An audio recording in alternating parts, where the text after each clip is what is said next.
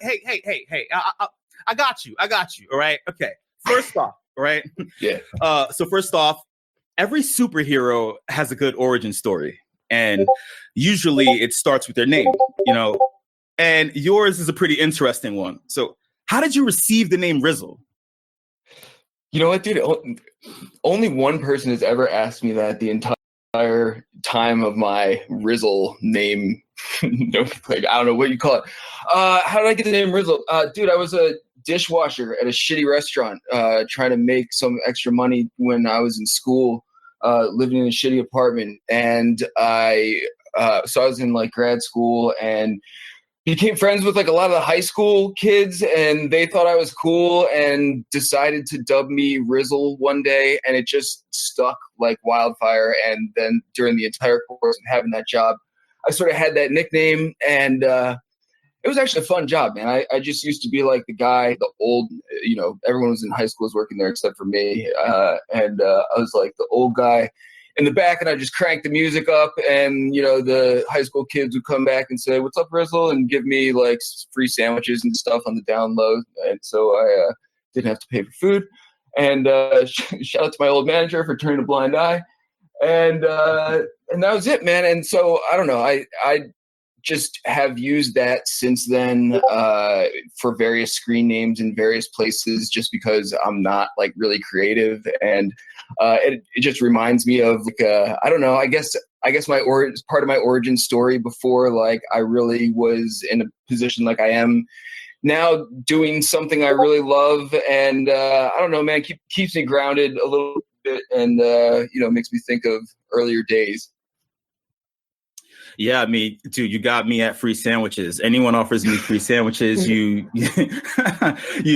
definitely won me over. Wow, that's interesting. So I think I'm actually going to touch on something later on in the episode in regards to you and your personality and your character. And I think that dishwashing, oh my God, as a side gig, man, that definitely builds up character. So, wow, that's surprising. I wasn't expecting, man. No, I applied to like all these great jobs, or in my great jobs, all these like jobs that I qualified for as like a student with no resume, and like was like, yeah, I had been a camp director at a YMCA like overnight camp, which is like one of my favorite jobs in the world. It's actually like very similar to sort of like pushing people around Mid-Olympic campus in terms of like organizing these big games and like fun activities and everything. And so I was like, yeah, I got all this like supervisory experience. I should be able to like get at least like some shitty retail supervisory job or like managerial job, working like, evening shift or some shit like that.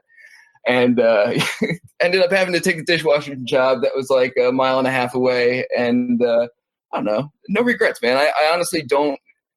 I worked quote unquote better jobs that I had a much shittier experience at. At that job, I was like the cool dishwashing guy named Rizzle. And so that was awesome. So let me get this straight. You were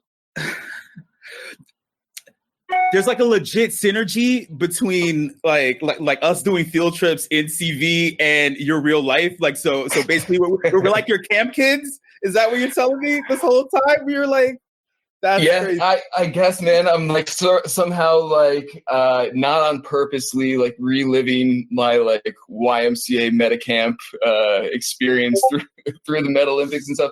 I don't know, maybe, man, this is what I had a feeling like might happen. You like get to ask me questions and I start making like all these weird connections in my life. I don't know, man. Maybe yes. This whole time I've been trying to like recreate this experience from like previous shitty jobs that I've had, which were actually like only shitty by pay scale and not by like the experience that I had with them.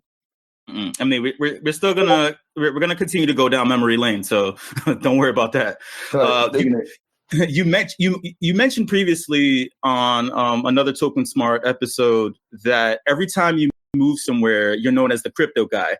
So where are you actually from, without doxing yourself here? Philly area. I've lived like either on the Jersey side or Philly side or Pennsylvania side of Philadelphia for like basically my whole life. Originally born in Chicago, but didn't live there too long. So consider my roots really like in Philly. Basically lived like a stone's throw away from there forever. Know the area really well. Still have lots of friends that I see periodically from back in the day and everything. At this point, I live a little bit farther outside of the city because fucking real estate is like mad expensive near the city, and now I got a family and don't need like the nightlife and like all the stuff to do every time. I got enough stuff to do making PB&Js like 24/7.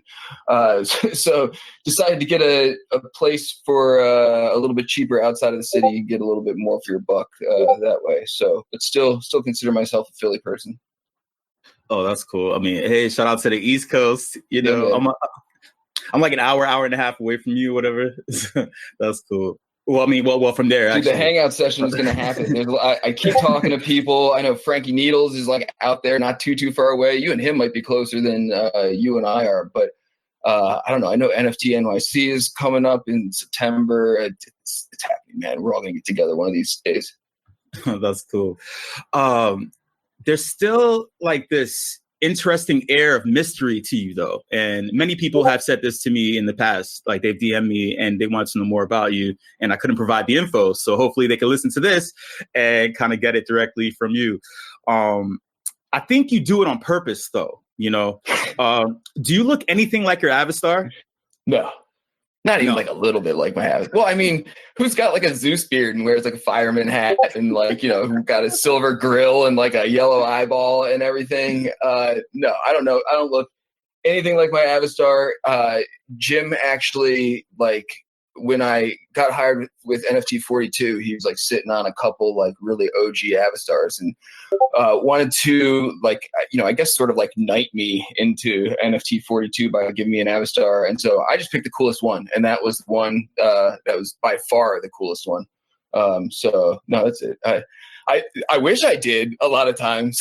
I don't know how I'm already the weird crypto guy though, man. If I started walking around, you know, looking like my avatar, I don't even blend in very well in the first place. So,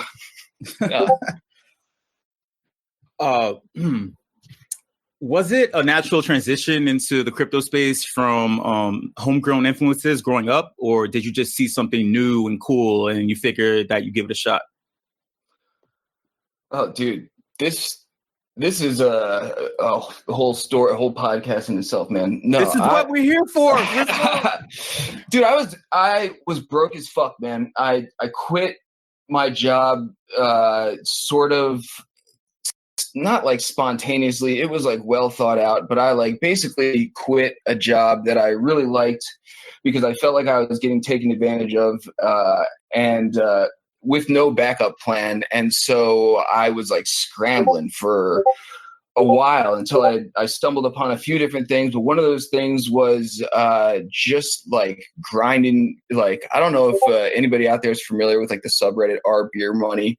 But that was one of these places that I stumbled on just to like literally grind like cents and pennies from like various online platforms. And I had like a couple old cell phones that I figured out that you can start running advertisements on them 24/7 and you can make like, you know, $1 worth of crypto or something like that. And so I literally had like sort of this electronic farm operation that wasn't like technically mining crypto in like the traditional sense, but was sort of from like these platforms.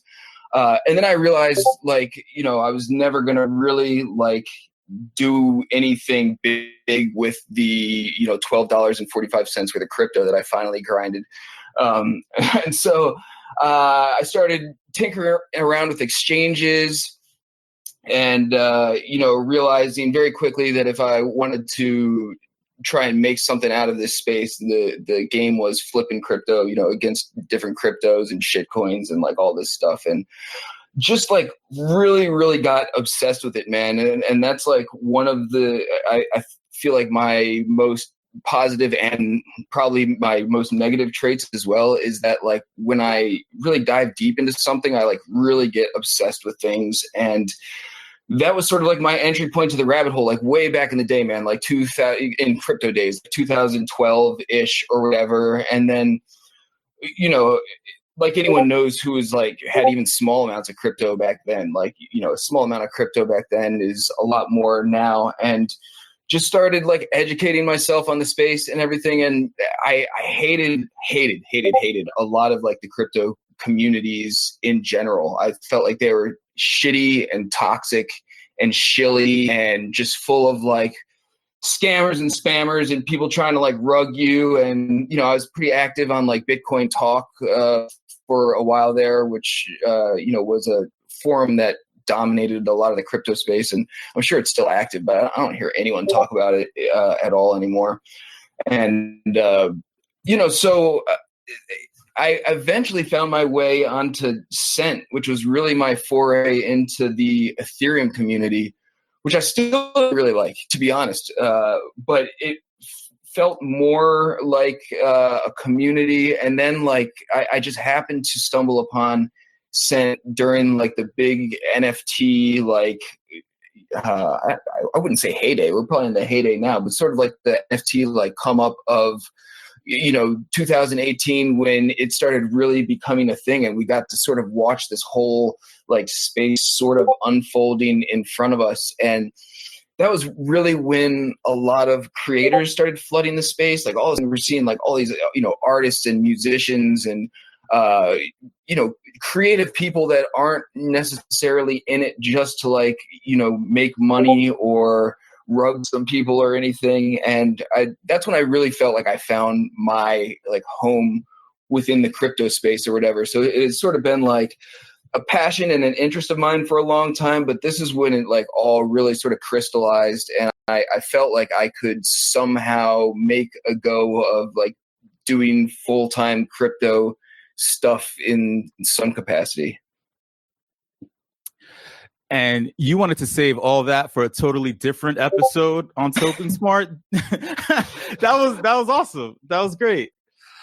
Thank you, man. Oh, dude, I could go deeper into that, man. It was so wild, like back then with like the Wild West of crypto and all these different ways and that you could like earn, again, man, like fractions of pennies of Bitcoin, which, you know, you could flip for Litecoin on BTC-E and like one other shitty coin, and you know, the early days.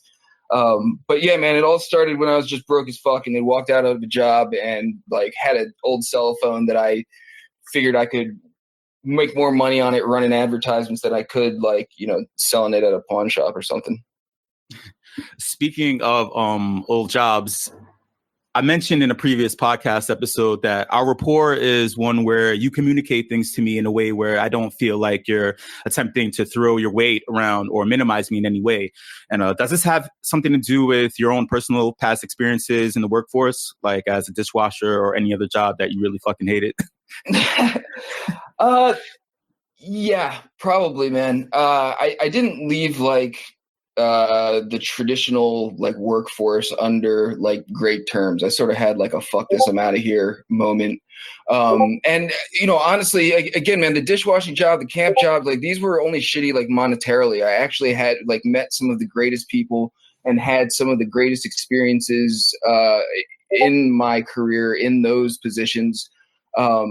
And we could get into why that is. You know, I'm not exactly sure, but yeah, man. So my last like quote unquote traditional job, I was running a homeless shelter in Camden, New Jersey, and when I was sort of given that role, the place was just fucking down and out, man. It was a disaster, and put a lot of my like time and effort and love into building that place up, built up an incredible team of people. And, you know, over the course of a couple of years, like really turned the place around to the point that, you know, a lot of it was a kids shelter. And so like a lot of I say kids, like, you know, up to 18 years old. Some of these kids were like grown men, like bigger than me. But anyway, so, you know, it was a good vibe, man. By the time I checked out of that place, to the point where like, you know, some of these kids would get bounced around to other places, or, you know, go from like the shelter to like a temporary housing situation. And, you know, for one reason or another, it wouldn't work out. So they need to go to another shelter or come back or whatever. We'd be getting calls like from, kids we'd worked with wanting to come back, needing a place to go. And, felt like really good about the job that we had collectively done over there, and felt totally like alienated from like the parent company in terms of support and like trying to or wanting to allow us to continue to grow and take it a step farther. And I couldn't really figure out why, man. I got like really like disenfranchised. Nobody like does jobs like that to like get rich or make a lot of money. But I had felt like I had proven myself, and still feel it, to be honest with you. I felt like I had proven myself to be like a rising star within the company. And I was like, now is the time. I've shown you what I can do. Now is the time to like, throw some of your weight behind the big up and comers in your business. And, I was like, I'm trying to do the math now. I don't know, 25, 26, 27, something around there or whatever. So I had like, potentially like a really long, shiny career with them up and coming, and got like really snubbed when it came around to like my yearly evaluation or whatever. Not only like financially, I could have like almost eaten that, but I got like fucked around with on like the meeting time, and then like got an email basically saying they like couldn't do anything for me. And it was like sort of like the final straw in a series of like appeals to just sort of, show them what we had doing and show them how great our team was and everything. And I don't know, man, I think about it a lot, to be honest with you. I don't know if it was like the best way or if it was the right way to leave things. I sort of like low key, not even on purpose, man. I didn't mean to like start a revolt, but like my like right-hand man also quit alongside of me. I was like, dude, I think I'm just going to bail on this thing. And he's like, fuck this, man, I'm out of here too if you're leaving. I was like, oh shit.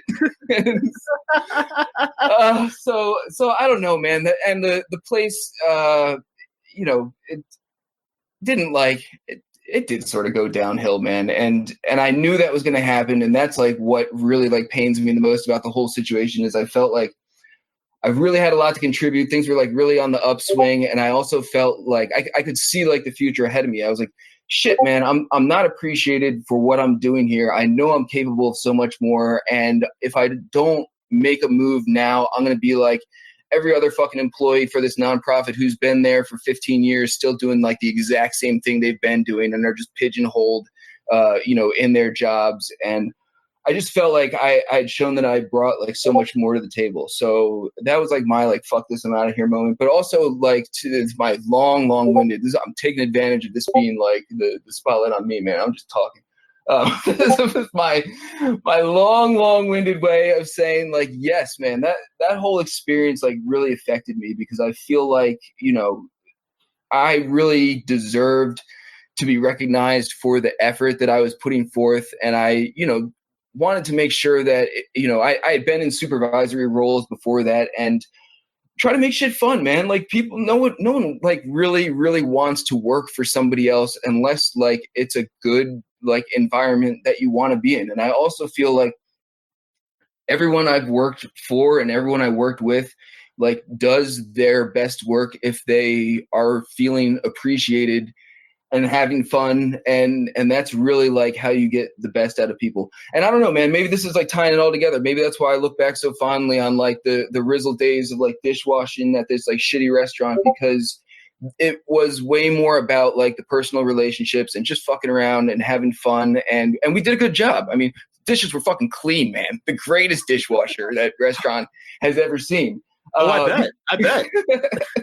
Because it was fun though. You know what I mean? And so that's, I always, think back on stuff like that. And I'm like, if I get the opportunity to recreate like those types of environments, I don't want to be like the dick.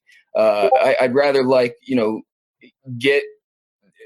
being the fun guy and like trying to show appreciation to people also like has inevitably like allowed me to wade into territory where people sort of feel like they can like take advantage of me or like get away with things because, maybe I'm viewed as not being as serious or like methodical or organized just because I'm like a little bit more lax on a lot of things. But I try and stay big picture, man. I try to not like sweat the small stuff in life and in job and everything. And I feel like as long as you got a bunch of people committed to the big picture, then what are we all trying to kill ourselves for? Like, if we can have fun, just want to have fun, man.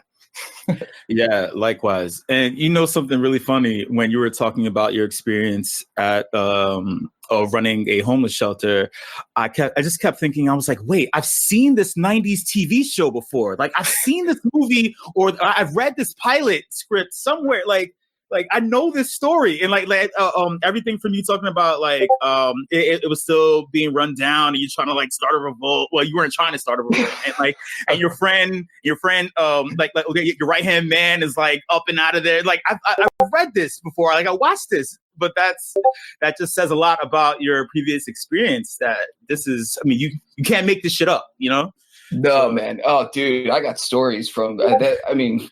Anything if you're familiar with like Camden, New Jersey, man, I worked there for like a number of years in like alternative to incarceration programs and running this youth shelter and everything. And dude, time there is like time in the metaverse, man. So much shit happens over the course of a week. You're just like, so many stories emerge and everything. Shit moves fast. Yeah, dude. I mean, sometimes I think back about like how I ended up here, man, and I don't know, man. Anyone wants to produce the Netflix version, get Sho in there with me as an actor. Hey, so speaking of rising stars and leadership, you're a co-founder of NFT 42, correct? Yeah, correct. And I'm sure everyone else would like to know the how, when, and where you met Jim. So how, when, and where did you two meet? Oh, dude. I actually just rehashed this story with Jim the other day. It's almost been like a year on the nose right now.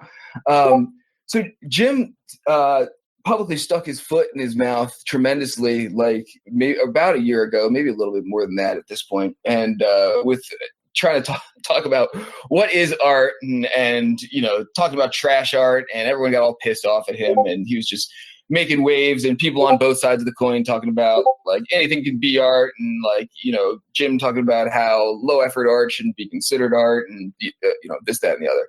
Anyway, so I was doing the podcast that I still do with Matt, and we were sort of like watching from the sidelines, like what the hell is going on? And I was sort of like, dude, let's just like lean into this, man. Let's get this dude on the podcast and see like what his deal is. And, it's all the talk right now. So let's just get the dude who's creating the most waves here to talk. And so Jim hopped on the podcast with us, and we had like a great time. We like connected immediately. And Jim reminds me of like a couple people that I grew up with who, sort of like talk first, think later sometimes, or just like shoot right from the cuff. And sometimes it gets them in trouble, and they don't actually like mean any harm. You're just sort of like, Jim's doing his Jim thing again. Just Jim, chill. He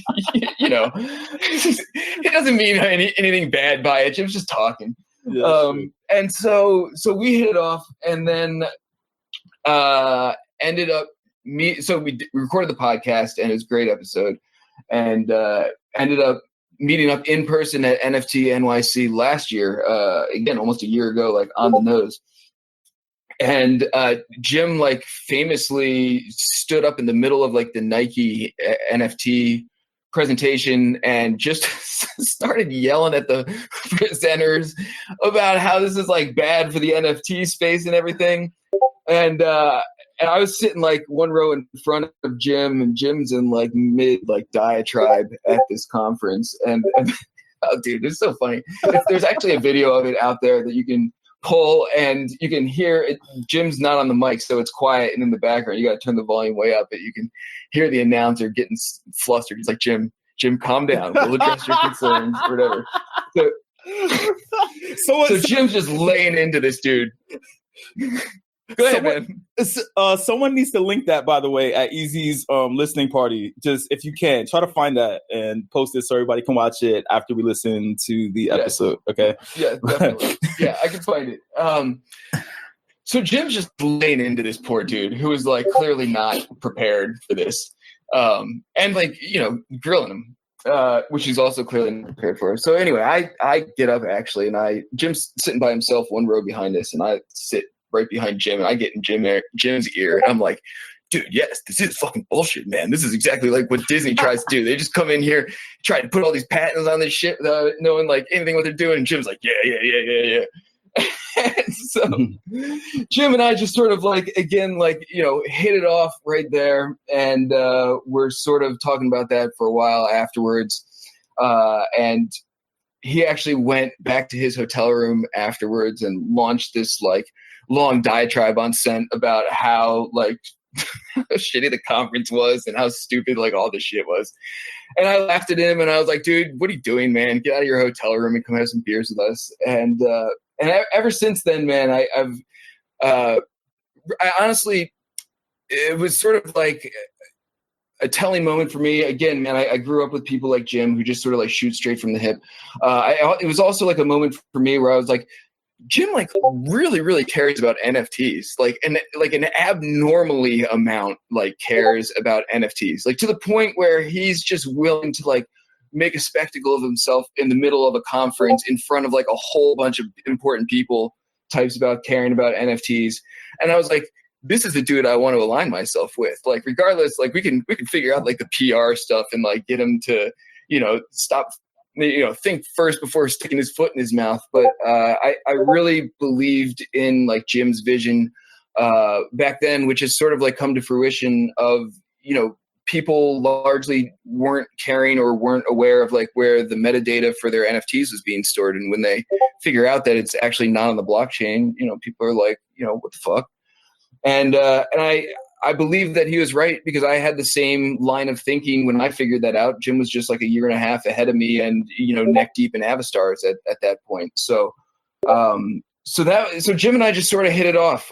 You know, I feel like we're sort of kindred spirits in the sense that we have giant egos and like to shoot from the hip. But I also think he's like a genuinely good dude. And I also tend to trust people like Jim who have no filter, because I feel like for better or for worse, like I know where I stand with people like that. And I greatly prefer that to like having to read between the lines or anything like that. I'm like, let's cut straight to the chase and deal with the shit so we can like, you know, move forward or whatever. And he's very much like no bullshit like that, which I like.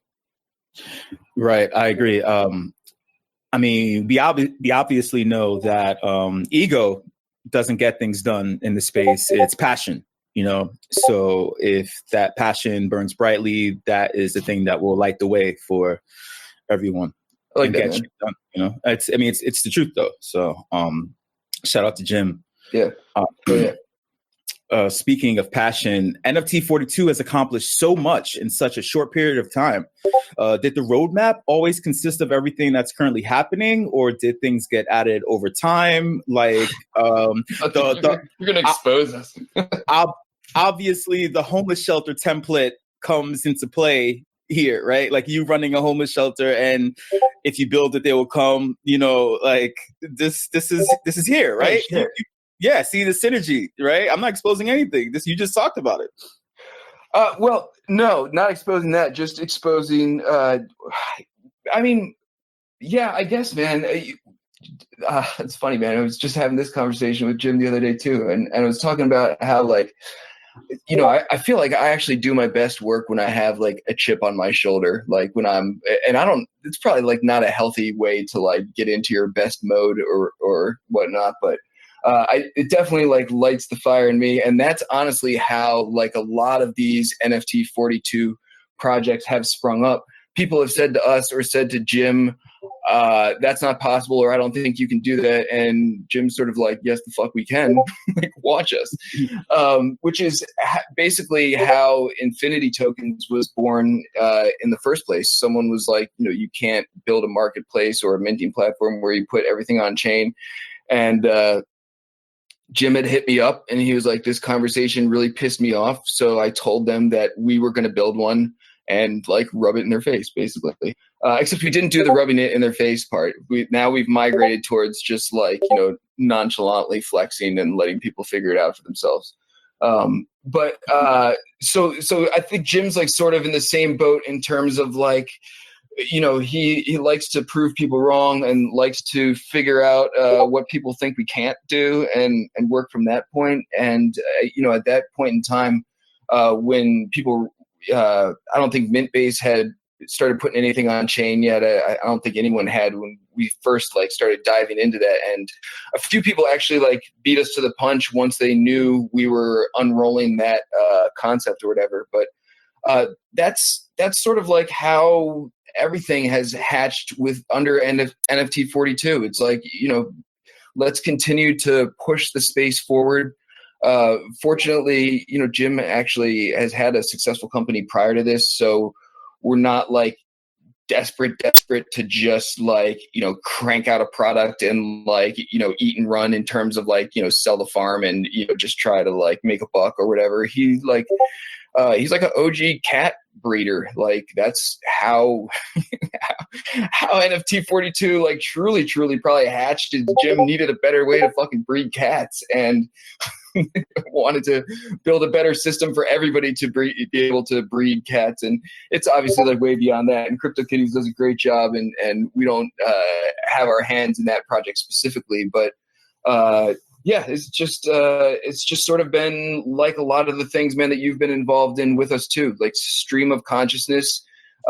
This works. This seems like people are responding well to this. How do we keep taking it one step farther and staying in front of everybody else? Just for clarity's sake, I just want you to double down on this right here. You're not saying that NFT 42 and its initiatives are all reactionary, correct? Just some things you're doing in reaction to people challenging you, but many things are birthed from you and your ideas, correct? Yes, dude, I can't even take credit for a lot of the ideas. A lot of the TokenSmart ideas have been largely mine. The Meta Olympics, Whipcoin, like a few of these things were like largely my concepts or things that I came up with. But when it comes to NFT 42, man, I feel very, very lucky to have gotten on this rocket ship, basically on, I don't even know what my talent of like running my mouth, I guess, and just like coming up with like, ideas that people like for community stuff. Because honestly, when it comes to like the technical aspect, I know enough about the space to, have had Jim on the podcast, see Avastars, realize that this was like a really smart product that was like way ahead of its time. And yes, that was absolutely like preconceived by, actually, I can't say that for sure. Maybe someone said Jim couldn't do that too. And then that's how that was all launched. I can't honestly say, but a lot of foresight, once we see the path forward, a lot of like planning and foresight does go into launching these projects and things that we've got going on. But in terms of like how we lay the groundwork, a lot of it is sort of like just taking the pulse of the space. We're all everywhere in the space at all times, and so definitely feel like we have our finger on the pulse and know what direction things are heading in. So no, man, but these guys are like the visionaries that make it happen on like the tech end of things in terms of like Jim, Nate, Trizlet, Gareth, Cliff, in terms of building Avastars out. Like I have like ideas, but in terms of like implementation, man, that's definitely I don't know. I got good like scavenger hunt ideas and shit, you have good overnight camp counselor ideas. No. Yeah, man. Right. In terms of paths and laying the groundwork and roadmaps, the growth and popularity of the whip is unprecedented. We know that it's Matthew's brainchild and started on Scent and grew into this beast of a thing. So Rizzle, give us the how, when, and where you met Matthew, and how the hell did you bring this beast of a thing to life? Oh, dude.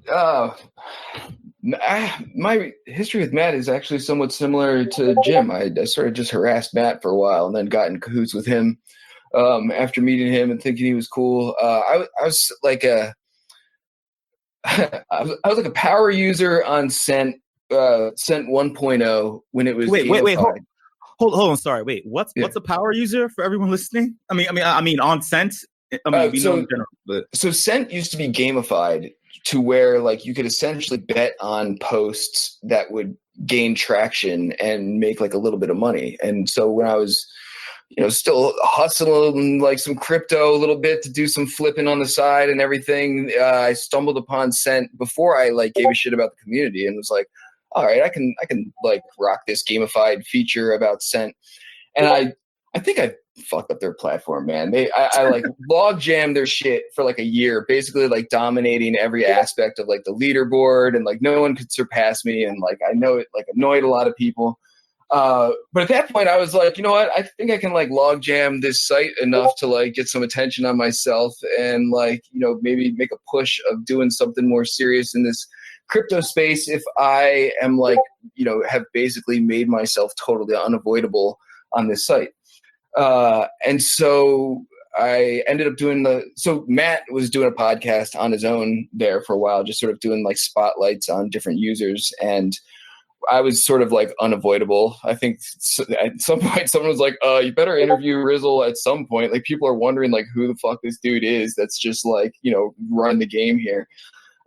So he interviewed me, and then actually very similar to this, I was like, dude, let's switch it up and let me interview you one of these times. And so I interviewed Matt, and then just hatched the idea of doing this podcast together for a little while. So Matt and I had been in cahoots for a long time prior to the whip, just doing a podcast, which at that time was like largely about the content on Scent, like what was going on, actually in a very similar way to what the TokenSmart podcast is to TokenSmart now. It's sort of largely talking about like in-house stuff and, what cool community things are going on before it sort of turned into its current format, which is basically we just like interview projects and stuff, which is cool. So Matt launched the whip. I thought it was stupid. Honestly, I didn't get it. I was like, this is dumb, man. Like, why do I want to show up to something that is just a handful of people shilling their stuff that I already know about anyway? And so I didn't like boycott, but I didn't make it a priority to get to the first like few of them. And, and actually signed on with Jim, and Jim was like, why don't we go check this shit out one of these times and just see what's going on, and maybe we should be there now shilling Avastars or whatever if this is just like a shill fest or something. And so then it just sort of like started. So we showed up one week, and then I was tinkering around with the voice thing, and I think Matt has made reference to that in a couple different podcasts about how like that's when it sort of crystallized for him in terms of like, maybe this could be like an ongoing speaker circuit type of thing. And so, yeah, man, as it turns out, lots of people like to show up for these shill fests, and I was totally wrong. But that was never really like why I like wanted to get involved in it in the first place. And it probably shows through, man. Like, I'm paying attention to the presentations, but I'm also like running my mouth and talking, making jokes in all caps in the chat box. So like, I'm like a fucking back of the classroom. Like I'm like that annoying dude in the back of the class that like needs to be reminded to like keep it down. That's my deal, man. And I like the whip because of like the weirdness of it and the wackiness of like attempting to pull this off, like stuffing Dragonate in a box to like solve audio problems. Like all this shit was just like so funny to me. And then we started layering on the things to it that I personally like more than a lot of the meat of the whip itself, like the musical stuff in the beginning, the fun shit afterwards, like the giveaways, like the goofy banter and everything. And all of a sudden it started really feeling like this great, like well-rounded event for me. And I still get to do like the back of the classroom type of stuff. So I don't know, man, I never like really, it was definitely Matt's brainchild. It is definitely not something I would have ever like come up with or started doing on my own. But I do feel like Matt and I are a good team in the sense of like, we bring a different flavor to that in the same way that we have with the podcast and everything. And it's one of the reasons why I feel great about working with him is because he sees things in a different light than I do. And I think vice versa. Right. I mean, I totally agree. Shout out to Matthew, by the way. Yeah. Yeah, this is, again, another example of where passion beats out ego in terms of getting things done in the space. And yeah, I mean, that passion convinces people to really take a second look at certain things and make things happen, you know. So we're super grateful that happened, because now we have this awesome thing on Thursdays, you know. Hell yeah, man. So and by the way, like, you're still the dude, like, even when the event's going on, you're still talking shit, like causing trouble, like dude, you run the event. Rizzle, stop like doing shit. Like, I know, I probably do, man. I know, I've actually thought about that a couple times. I'm like, this is probably, like, especially as we're, like, you know, trying to monetize these things eventually and gaining sponsors and like all this shit. I'm like, there's probably people hopping in right now who are like, what the fuck is going on? This is, like, so unprofessional. But I don't know, man. It's a tough rub, because I feel like don't change it. Don't change. No, I know, man. That's sort of like what I've always lent to. And actually, going back to, again, like what something Jim had said, I think during that first podcast that we recorded with Matt, really, like, resonated with me, was you saying something to the effect of, like, you know, at this point in his career, he really just wants to do something that allows him to be his authentic self. And you know, everything else is sort of like, let the chips fall where they may. Not like entirely. Everything's, like, calculated, and, you know, we certainly have a plan and everything. But above and beyond that, always seemed like sort of a pledge to authenticity. And I feel like my behavior, for lack of a better word, probably does put off some people. But at the end of the day, I feel like more people gravitate towards authenticity than are turned off by it. In a lot of the same ways, like, honestly, you toe the line very similarly, man, with how you approach the afties and everything. And I think, you know, probably have the same type of effect on people, where it's not necessarily everyone's bag. But at the end of the day, like, I do feel like what you do is enhanced greatly by allowing your personality to show through it. And it just, even if people aren't digging the vibe, they do, in the sense that, like, they know it's, like, some real shit. It's not like some premeditated, like, you know, nicely packaged corporate, you know, McDonald's bullshit. Like, this is, like, the raw shit. It's going on right now in real time. And I feel like that's the vibe, man. I like being surrounded by that vibe, and I like encouraging that vibe in others. And I feel fortunate that that's Jim's mantra as well, because I feel like that's given me the freedom to sort of, like, flex my personality for better or for worse. Yeah, I mean, obviously, I'm going to support that because you're talking about me, me. You better jump on that one.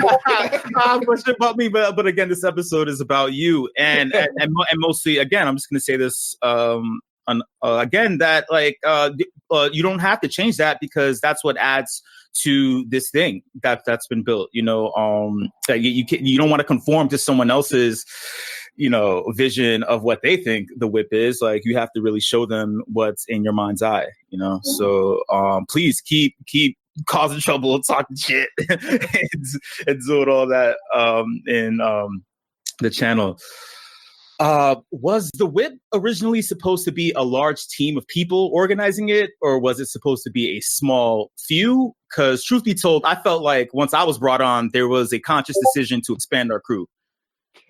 Yeah, it was becoming unsustainable, honestly. Like, there was never, and still isn't, man. And maybe there should be, but I think also what's allowed the whip to sort of evolve into its current state is that there really wasn't, like, a grand vision. Like, we're going to try and get this to this point.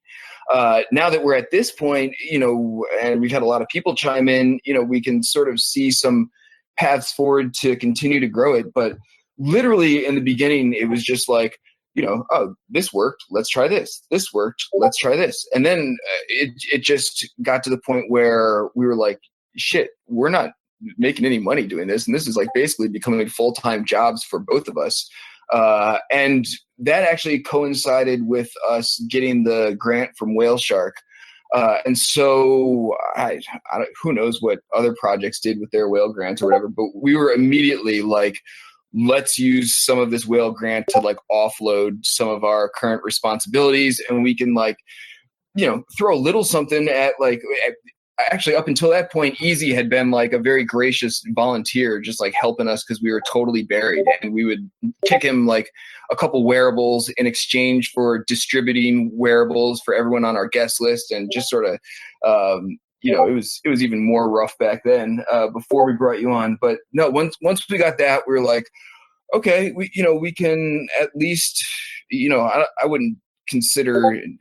No one on the whip crew is getting rich by any stretch of the imagination, but it was like enough to throw some of our super fans and people in the community who are already helping out a little something for their efforts, and take a few things off Matt's plate, because all of a sudden, people were interested in, getting different projects on, and that requires like, multiple conversations, and, are we going to start taking sponsors, and, those require multiple conversations. And so, and then, you had approached us with an idea, that you actually hatched that, shout out to you, man, because you came to us, which other people had done as well, and with just different ideas of how to make this a more like well-rounded experience and everything. And then Matt and I would just look at each other and be like, I don't have time to do that. Do you have time to do that? And let's see if Sho will do it. Let's see if anybody. And fortunately, we just got like a really dope crew of people who I like to think are having a good time and just like to be involved in the thing with us. I do truly believe that the whip is not showing any signs of slowing down and will continue to grow and evolve. And, the people who have been with us from the beginning, will certainly continue to have a role in it moving forward. And, hopefully, we're all on like Whip Island at some point. No, man, I sort of got lost track of the question rambling there, man. It's just sort of been like a natural evolution. No, you're actually spot on. And shout out to Easy, because I do believe that he was, I believe he was the first person that I saw talk about it on Scent, maybe at another event in Crypto Voxels, and then I explored it, something like that. But shout out to the bro. He already knows. I actually shout out to everybody who is a Whip crew member. I love each and every single one of you. What's been your favorite Whip event of all time? Oh shit, that's a hard one. No, it's not. I don't know. It is, man. A lot of the ones that are the most memorable to me are like the weirdest or like the mishap ones. Oh, dude, when I sent everybody backwards on the race in the Meta Olympics, I think I fucking sweat through my shirt. But like, in retrospect, that, I still laugh about that, by myself sometimes. My wife's like, what the hell are you laughing at? It's just like, I don't know. I don't even know why I'm still laughing about this shit. I don't know if Frankie Needles' boot, I've referenced that so many times. I don't think anyone thinks that's funny anymore. I still crack up about his fucking boot that he couldn't get on right. That was like, whipping around his head. He's got a gif of it somewhere. I don't know, man. There's just been so many funny like community moments. I honestly had a great time.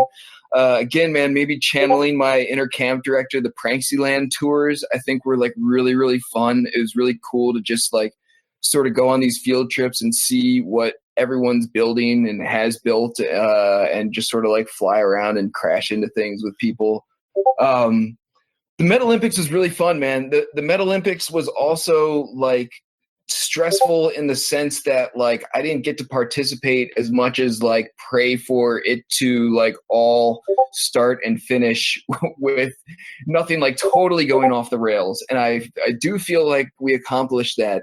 But what my favorite one of those is definitely got to be with when the Crypto Kitties just like littered all over the campus and everything. I couldn't find any of it, man. I couldn't find the special ones. I was pissed.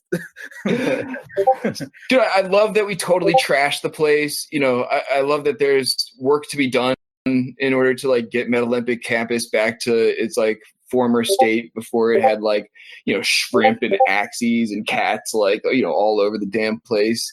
I don't know, man. I honestly and genuinely have a lot of fun at all the events. And I literally carry guilt around with me on like a regular basis that I can't be at all the things because there's just too much going on, man. There's just not enough time in the day. I mean, I know you know how it is. You know, it's just now it just seems like there's 24/7 like dope stuff going on, and I actually have to make like a conscious effort at the quote unquote end of my workday. You know, I have to try and sort of draw some lines to have a quote unquote end of the workday, so I can just like eat and do like daily life shit. Because otherwise, I get like really sucked into these events, and I enjoy like, you know, when Discord is hopping, searching for like stupid dancing gifs to like, you know, chime into the rolling dance fest or whatever that's going on. And I really, really enjoy like, you know, 99%. I can't even think of one that I didn't, you know, even some of these ones that are like really, really boring, or like go off the rails, or like, you know, have some sort of like horrible tech mishap or whatever. The crew that we work with, including yourself, man, just has a great attitude and can always like make a joke about it.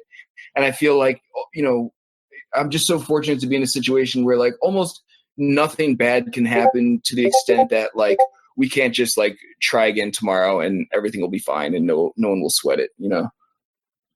Yeah, I feel you. How did the concept of tokenized moments come about?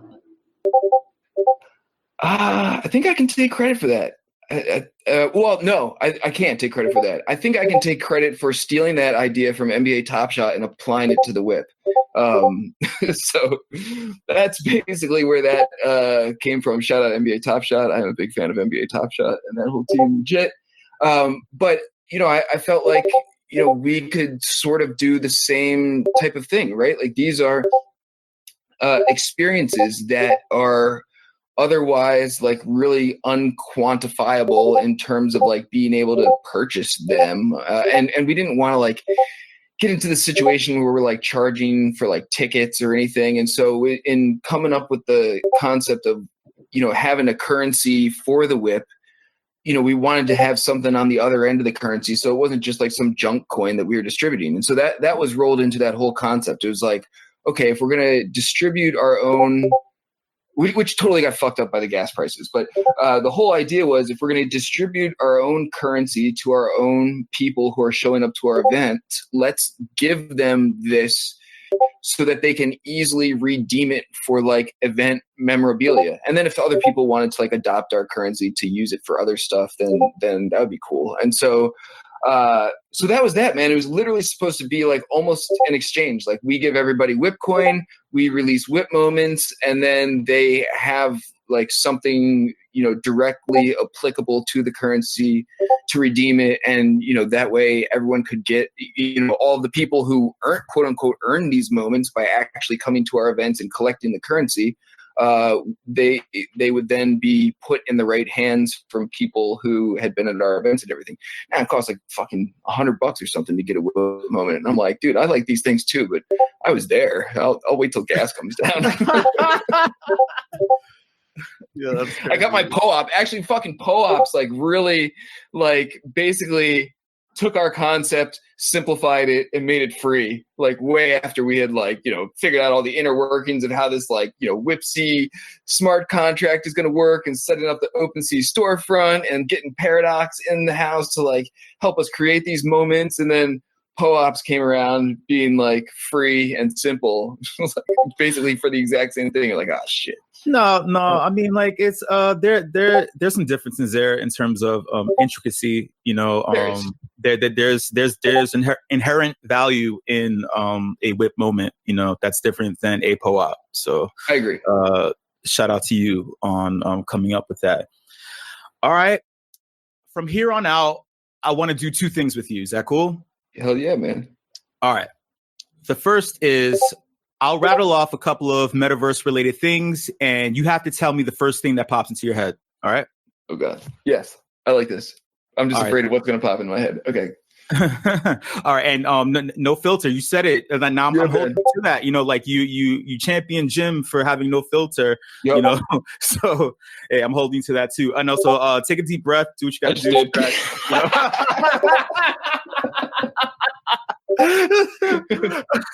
All right. Okay. All right. 3, 2, 1. Favorite crypto artist? Oh, dude. I don't know why Hackatow pops into my head. I don't even own any Hackatow, but I feel like that's like the name that should have popped into my head or something.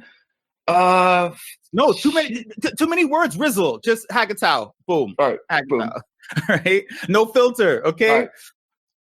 Favorite NFT platform? Super Rare. Favorite presenter at the Whip of all time? Me.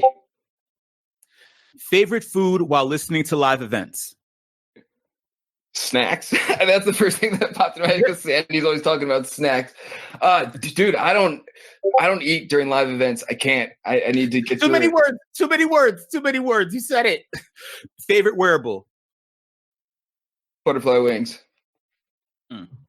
CV, DCL, Somnium, Sandbox, or Hubs?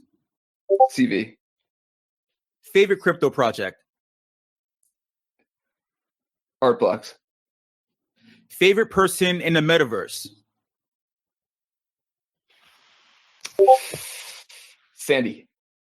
Most shocking moment ever in the metaverse? Rhyolite passing.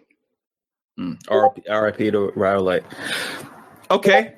Now you can exhale. You could relax and chill. It's hard, man. My default answer I would normally be I'm programmed well by Jim, man. I would normally just rattle off me, our projects, me, our So I'm trying to keep it real, no shill. Speaking of keeping it real and no shill, this is how we're gonna tie this whole thing off, right? Yeah. This is the second part of what I want to do. All right. I want you, right? No filter, right? Keeping it real, no shill. Give us a hot take or opinion on where you see the crypto space / NFT land / the metaverse going in the next 5 years. Oh shit. I like this question, man. I don't like it, dude. I do not like all these fucking celebrities and rich people trying to glom onto our shit. I feel like, you know, I've actually given this a lot of thought, man. I feel very protective. I just said this earlier this week, man. I feel unnecessarily protective of the NFT space. I feel like the nucleus of people who have been in this space for a long time now, it's been like the same group of people. I mean, you know, with some additions and everything, but by and large, like the people who were here a year ago when nobody gave a shit about NFTs are still here and have done like all the hard work, man. And I'm really like, it really aggravates me to see like all these like celebrities and, you know, people come in and it's not really their fault. And I probably shouldn't hold it against them, but I feel like they're basically just like, you know, piggybacking off of all of our hard work to like pad their bottom dollars. And I'm like, this is like so anti what this space has like historically been about before it was like, you know, less mainstream and everything. I'm like, this was about like, you know, not getting McDonald's and, you know, not just like padding the wallets of, you know, people who are already doing just fine and, you know, putting things in places so we can sort of level the playing field and everything. And I have a lot of like apprehension about like, you know, big business, big media coming into this space and really trying to like Facebook the shit out of it and, you know, just co-opt it in their own way.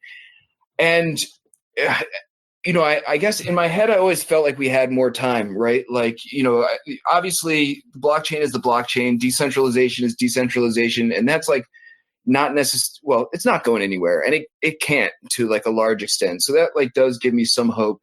But that doesn't mean like it can't get just totally fucking buried in everything else. And I guess I thought we had more lead time in the space in general. Like I thought we had like another year or so before we really got like discovered by big media, big corporations, big business and everything. And as it turns out, it's happening like literally right this second. And so I don't know, man, I have a lot of like apprehension about the space. In my head, I would like to see it like continue on the trajectory that I feel like all the movers and shakers have, who have been in this space have been trying to push it towards, which is, interoperability, decentralization, the Ready Player One, but with NFTs, type of metaverse where, sort of everybody has a chance to make a name for themselves and pave their way. I don't think Ready Player One is the greatest example for that, but you know what I'm saying. And so, yes. So I don't know, man. I fear it's not going down that path. I think in general, we're going to see like a lot of really cool stuff. I mean, the innovation in itself that's taking place is insane. I mean, can you imagine like what the Met Olympics will look like 5 years from now? I mean, it's not going to be like some wacky, like, oops, I just sent everyone backwards NBD type of thing. It's going to be fucking probably like really competitive in VR with like high stakes on the line. And, and I think that's the way like the whole space is going to be progressing very rapidly. I think it's going to get very competitive, very quick. And I just really don't want to see the people who have put in all the hard work to make the space possible for that to happen get like snuffed out by like, big business or some shit. Boom. How's that? Boom. Give me a boom. Boom. Boom. There you have it, y'all. So, Rizzle, I am relinquishing my control over the TokenSmart podcast. I'm giving up the keys to the ship back to you. Trizlet and Sandy have been released from their prison in CV. Everything is good to go, my friend. Hey, everyone, to everyone listening, thank you so much for taking the time to get to know Rizzle a whole lot better. And if you ever see him around, please say what's up. He's always approachable. And thank you. Yo, thank you, man. This is great. Really appreciate it. You taking the time out of your day to give me the opportunity to sort of run my mouth about stuff and have a good time. So thank you, man. Always a pleasure doing anything with you. So we'll see you shortly. I'm soon. Or Likewise. See you soon. Wait, we'll see you shortly. I'm sure. Show. Dragon Nate. This is the edit point. Boom. Have I been summoned? Boom. Boom. Later, bro. Yeah, I'll see you, man.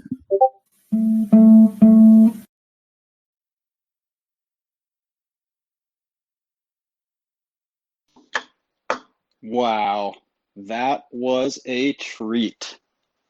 Man, getting the deep dive on the Rizzle.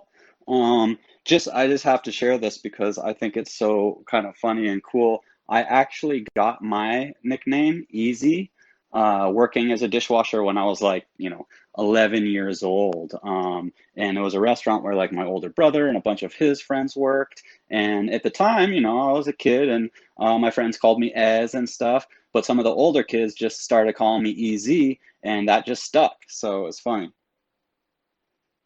And that was friggin' awesome. Show, killing it, Rizzle.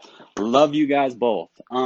We are gonna have some music tonight too from Jose. But before we go into the after party music session, I always love to open up the mic, get people's thoughts, inspirations from the episode. And I mean, also, this was a very special episode. We got Rizzle for like an hour getting hit by Sho.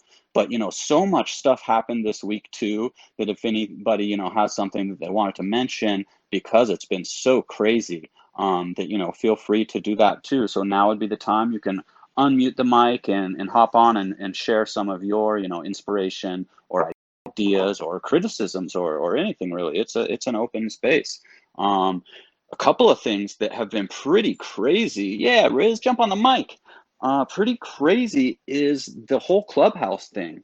And it's just been kind of, catching fire in, I guess, the last maybe 10 days or so, 2 weeks at most. But literally in the last week, so much crazy stuff has been going down over there. So today we had a really cool room. Sandy started it up. It's a NFT, TokenSmart and Whale room, and it was great. I got to hop in. It was, the timing was good. I got to hop in. It was a few hours before this show, and we're just over there onboarding people and answering questions and kind of sharing the love. And it's a really cool platform. If anybody's not on there, I recommend maybe trying to get an invite. It's only iPhone for now, but I guess there is like some hacked app that some kid made for Android where you can like listen in. You can't necessarily participate. And that brought up a bunch of security stuff. So like a day or two ago on Clubhouse, everybody was talking about that because they're like, oh, all our conversations are being recorded and blah, blah, blah. So it's just so crazy. Like I've been over there in rooms with like MC Hammer and Rob Love and just like, Blau and just these amazing artists. I got to talk with Bootsy Collins, which was just phenomenal. Eclectic Method, big shout out. Did a collab with Bootsy Collins. I mean, the music side of things is really heating up. So, I'm just going on and on here, but anybody want to hop on? Yeah, I'm name dropping. So MC Hammer pulls me up into a room the other day as a speaker. And I'm just chilling because, there's a lot of big heads in there talking, Rob Love and other like big music producers and stuff.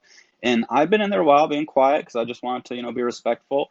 And he literally like interrupts someone because it was getting towards kind of closing the room. And Hammer's like, I'd like to bring up my homie Easy. I'd like to hear what he has to say on this. And I was just like shaking there. I'm all, wound up spitting some rhymes and it was crazy. I mean, just the most fun experience. How in the world we live in today can somebody only make something for the Apple iPod, the Apple? I mean, half of the world uses Android. Yeah. I mean, I'm sure they're working on it. And actually a lot of platforms release on Android first. I've noticed because Apple is hard to like launch with, I guess. They have more strict app guidelines, or they also charge a lot more money, I think. But I've definitely had many experiences where things were only on Android because Apple won't do it, which really sucks. But you know what else? You know what else it does? Sorry, but it creates a FOMO because I gotta have it. Ah, good point. Yeah, you know what? Actually, I even know a few people like working, working on kind of maybe bigger projects in the crypto space and stuff that literally went out and bought like low-level iPhones just so they could join Clubhouse and be able to speak in those rooms. It is making a FOMO. Yeah, see, it's a FOMO because if you want to wait and you start writing Apple, writing them about, hey, where's the Android app? Come on. Okay, well, that's creating FOMO because now we got to have it. And then you got Apple selling their phones, and then, hey, I'll just go get a phone. Oh, sure, I got an extra $1,000 to spend on it. Yeah, let me do that so I can get one app. Come on. Yeah, I was gonna. It's crazy. iPhone, $1,000. To what? Well, Easy said go out and get a low-level iPhone. What's a low-level iPhone? 1,000? Right. Oh, well, I didn't. Just to correct you, I didn't say go out and get an iPhone. I said I know some people that went out and got them, and they were actually, I think it was like $399 for an iPhone SE, which I think is the cheapest one that works with Clubhouse. And I only know that because, somebody was like, oh man, I was going to get one, and, they were trying to figure out which ones will work because older ones don't have the operating system. So I believe it has to be a 6 and above, or like the SE, just in case anybody's, looking to. There we go again. So you got to get this special one. See, and then, hey, Grevinator, easy name dropping, MC Hammer, Bootsy Collins, so on and so on. And then, go out and get a low-level $1,000 phone. Oh, gee, thanks, Easy. That just makes me want to break my Hammer pants. Dude, if you've got Hammer pants still in your closet, we need to see some style. You got to be walking the runway. He's wearing them right now. I'm actually wearing them right now. They're so comfy. Yeah, I'm not even joking. I But believe you, and I knew it. oh my gosh, huge shout out to Sho. I feel like Sho and Rizzle, I knew this was like such an epic idea, and the blend of both of their energies was just perfection. I loved it all. I got to know Rizzle more. I talked to Rizzle literally every single day, and I've never gotten to ask, gotten the I guess chance to ask him like personal questions. I didn't know that he was a dishwasher. I knew a little bit about his background. I didn't know about the camp kids. Like, you guys, we need a camp kids role now. Everything just makes sense about what we do and how we do. So it's super, super, super, super epic. I shout out to Sho. You did like such an amazing job, and Rizzle. Wow, like it was a pleasure to get to know you a little bit more. And then, yeah, Easy, we were in that Whale community and TokenSmart chat earlier in Clubhouse. And he's right. There's a lot of big names in there that you can just connect with them, and they are accessible. But I'm with Rizzle too. I'm a little bit overprotective, and I'm just like, hey, like, don't forget about us, the people who have been here this whole time, and like building this like nucleus of just like awesomeness for everyone. And we don't want to get McDonald's, how Rizzle was saying. So super epic podcast. Boom. Boom. And just to echo Sandy's point, and Rizzle's as well, because this is something that's super important to me. And when I see like Lindsay Lohan just come in and make an NFT and say she's giving it to charity, but not even saying the charity, and then like changing the prices, like that really bothers me. One of the things that I will say about MC Hammer is getting to spend some time in some rooms with him. His approach is 100% in line with our ethos. He's like, I'm just chilling here, soaking up the vibes, getting to know the community, seeing what you guys value, so I can add to that instead of just jumping in and making something. And so he's actually been into crypto. He sold like a crypto company 5 years ago and has been into like AI, and he really actually amazing dude besides being a big artist. But something that I have said in the rooms with those types of people, I have brought up that it's really important that the people, those big influencers or celebrities that do know a little bit about the space, that are interacting in Clubhouse and rooms like that, reach out to the other, influencers or celebs that they know that might be interested, and really explain it to them how to enter the space correctly, to slow your roll, to like learn about the space and what what an NFT can do as far as providing real utility and more benefit, and then coming in and trying to, be part of the community, not just coming in for a cash grab. Because, I don't have a problem with someone coming in and doing it that way and kind of uplifting the community as they come in. But for people just to like, make a couple one-off NFTs and sell them for a bunch of money, or, big brands coming in and just like, elbowing us out of the way. No, we're going to stand firm. But I think we can throw some elbows to protect our homies, but we also kind of need to have open arms to some of these people. I mean, not McDonald's and Facebook, but to like, some of the, maybe if you want to say just influencers or celebs in the space. So anything we can do as a community to spread that message, I think is very important. Oh my gosh, Easy, you said it perfectly. I'm so sorry, Grav. Go ahead. I just said McDonald's isn't a person, it's a corporation, so it's a little different. Yeah. Corporations are people in America, right? Yeah. And to add to what Easy is saying, like perfectly said. And it's also a reminder that these big celebrities are just human. They're just like you and I. Like, they're fun. They don't know it all either, and they're going with it as well. Please help one another. The space is growing so much. If you have more information, if you could have like be that helping hand for someone, please do it. There's so many new people on like coming in that if anybody has a question and you know the answer to, please. And if you don't even know the answer, say, hey, I don't know the answer, but I could connect you to someone. It's totally. And another thing just to mention is way more than celebrities or influencers or like big artists and things like that.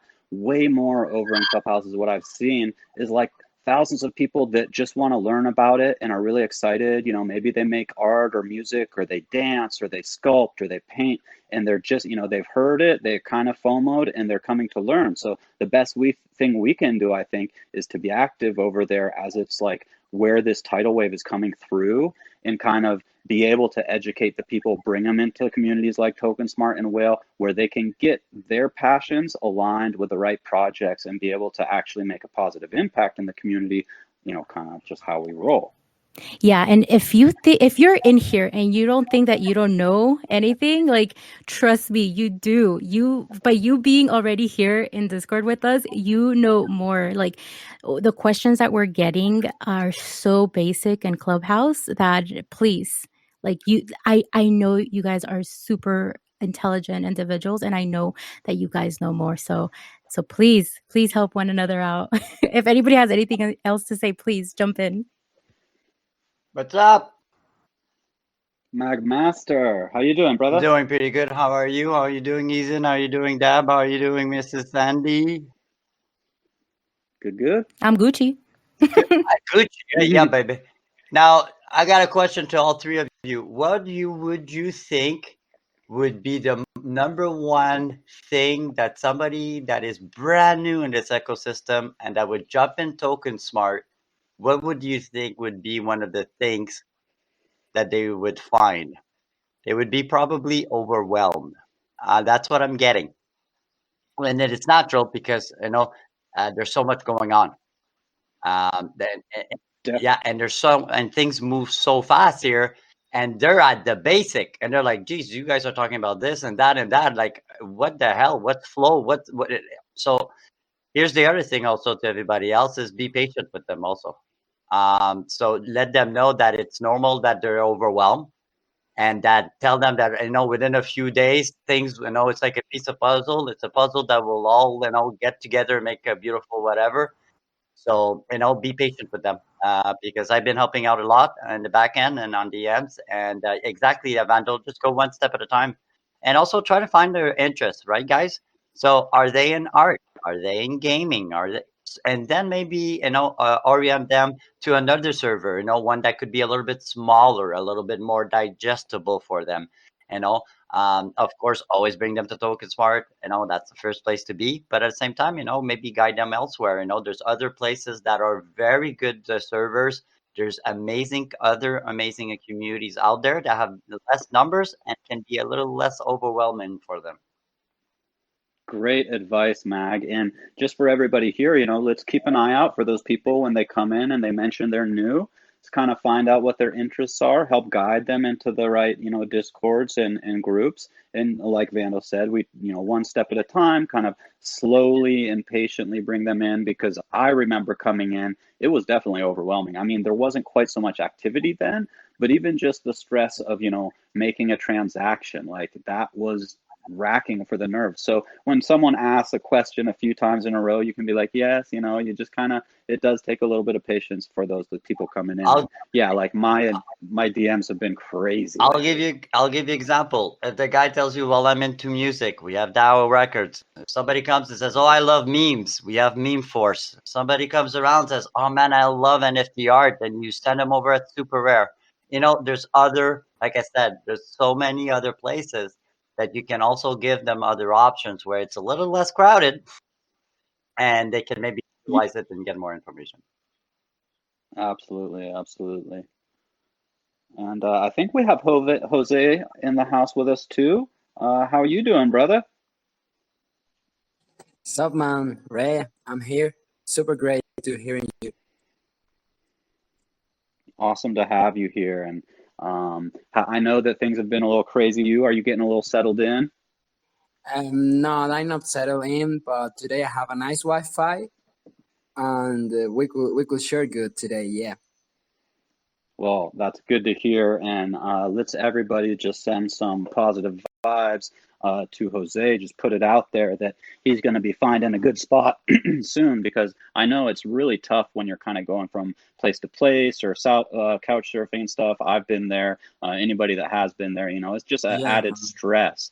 So it's really hard to like stay up to date with everything going on. And, you know, I mean, Jose, I just love the fact that you were, you know, basically went to a friend's house to get good Wi-Fi so you could be here with us tonight. And I'm definitely excited to hear some of your tunes too. yeah, man. Thank you. I'm really glad also to have friends I could count on, and I could be in here, you know, in the night, and well, feel great and feel happy to perform here with all my friends too. Also, I must say that have been hard month, hard start of the year, and I feel really sorry. I think I need to apologize with everyone who give me donations to go to the Amazon, because I don't have the content ready yet. I haven't dealing with a lot of emotional and physical and Venezuela and COVID-19. With I don't know, a lot of things. And well, I'm handling it, but it's something that took more time that I could that I want. So yeah, the good thing is that we always have music and always a good attitude and disposition to make things work. And far as I could be seeing, things are getting structured, but it's not like we don't control anything. So things are being like kind of a miracle, not like a fast miracle, but lovely work I see every day doing by love, and that's beautiful. I think we all have our own history, right? So there's like un tejido en español, como un tejido que cada uno va haciendo. Tejido, ¿sí? Like the And web. And I just want to add, Jose, sorry to interrupt there. I really want to tell you from the bottom of my heart, and I think I can speak for everyone, do not worry, do not stress about putting together and sharing the Amazon content. You know, we've had you with us since before you went out there. You know, we've had your amazing spirit and love through your music and through your art and through just sharing time and words with you. So we totally understand, you know, coming back from that trip and basically having to move out of the 11 cat house to another place and trying to get settled. So super, super supportive, waiting happily and eagerly, but patiently for the MIP and, you know, the exciting, cool content you will share with us from that trip to the Amazon. So I would just say, please don't worry, brother. We'll be here. Beautiful, man. Thank you. I still will put some pressure on me, because I want to have all of this not only ready, but also uh, good, you know, aesthetically. Thanks God, because I don't produce it. I have some friends that are helping me with audiovisual production, and well, we just need some more, maybe more time to the circumstance, but same love. I hear my own voice. Did you hear me twice? Oh, Yeah, maybe that I might think. be me. I just wanted to say something so like super quickly to you, Jose. Like todo con calma, deja que todo caiga en su lugar. And what that means in English is like everything with patience and just let everything, all the pieces fall into place. We know your situation, so and we know that when it's ready, it's going to be a beautiful thing, and we can't wait, and we're here for you. Yeah, thank you. I know I feel all the support every day. And well, to give an interesting update, I'm going to meet up with Achatanga soon. Yeah, and we are going to talk about doing some energy together. So that's beautiful. And it's something it's going to happen thanks to all this energy we will sharing as a community here. And we had some really nice talk the other day. And I don't know. It's beautiful. It's beautiful. You know, for a certain point, I feel like down on a fall and on the ground. On another, I can have that drama. You know, I can stand that drama at the same time. But well, it's a balance between both things. You know, to feel what I'm feeling, but to honor myself on my best version and start.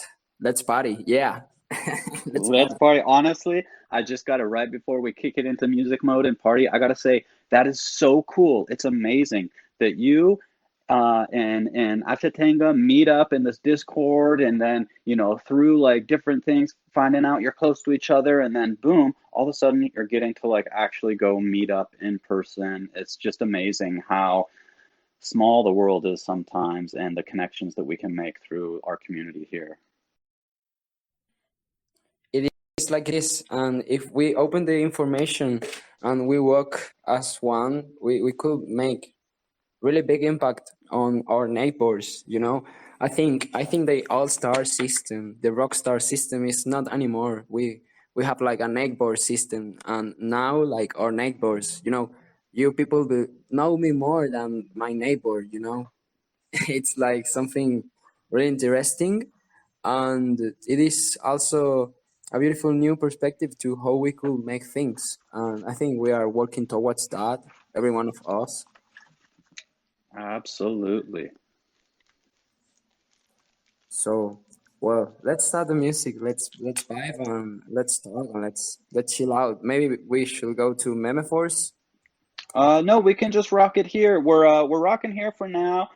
Waiting kind of for a few things to kind of start back up over at Memeforce soon. Great. Well, I want to perform one of my new songs. It has been beautiful to play it on the ceremonies these days, because it has been like really beautiful accepted, because it's a song about art, about handcraft made, and the PROs and the community understand and feel that as their reality too. So it has been a beautiful energy finding this song.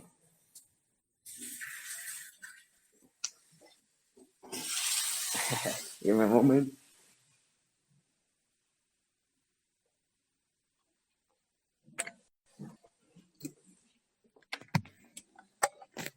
Did you hear me? Sorry, I was muted. Yes, we hear you loud and clear. The mic is yours. Great.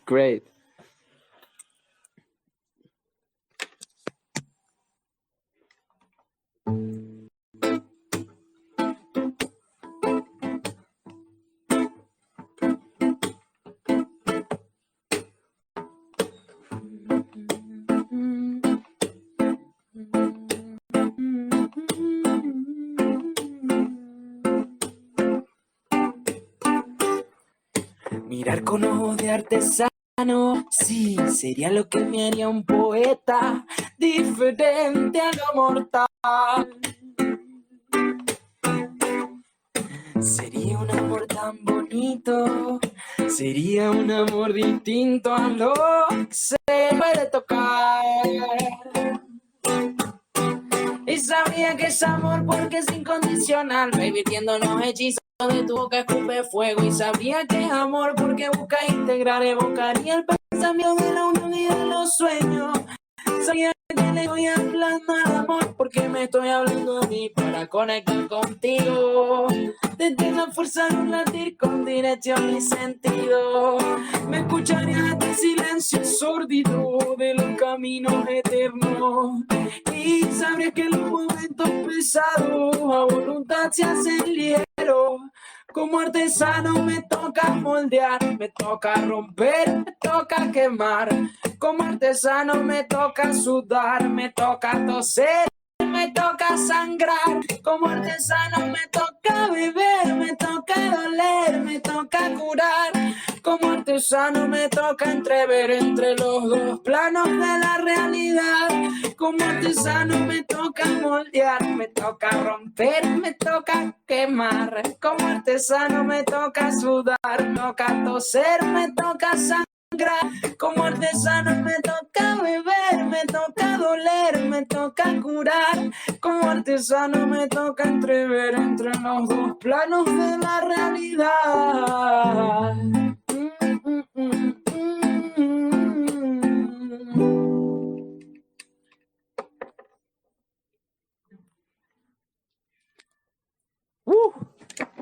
That was Vibing, epic. Super Vibing. vibing. We'll love to share the lyrics. It's on Spanish, but would be beautiful if you could read it. and maybe translate it. It's a song about handcraft art. Let's see. That's awesome. Would love you to share the That's lyrics.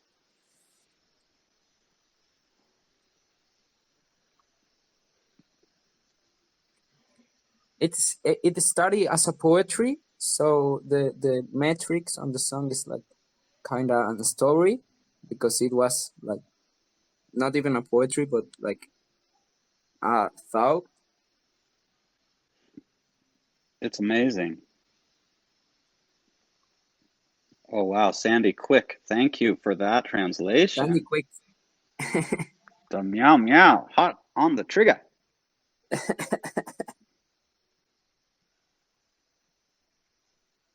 Well, the floor is all yours. Oh, beautiful, right? Yeah, I was reading this song in English. It's beautiful how even in another language it has I don't know, English and Spanish. You know, if you make poetry on Spanish and you translate to English, it's like it's beautiful. You know, some language are not like that. That's a really interesting point, that just the language can add, you know, those accents and kind of deeper meanings depending on how it's read. Right. Yeah. Well, let's keep the wheel, let's keep the music, and let's keep the wave. Yeah.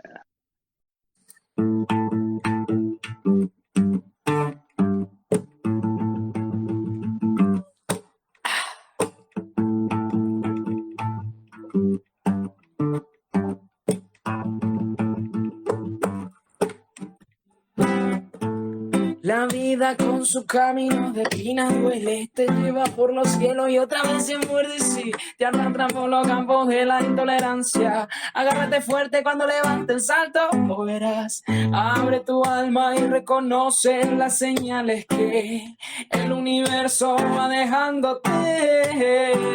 Crece por dentro, no debes perder el tiempo, salta al abismo, te arrepentirás. Sí, llámame, si encuentras la receta, llámame, compártela con tu hermano y muéstrame los poemas que has escrito con la mano.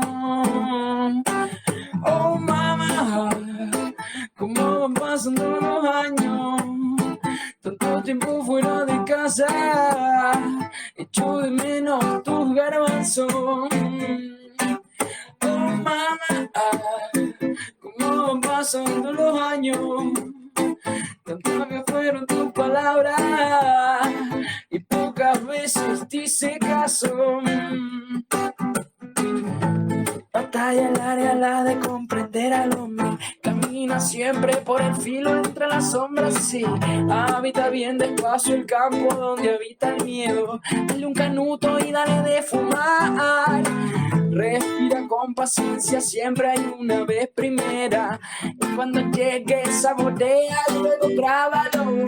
No escupas alto, que después suele caer encima.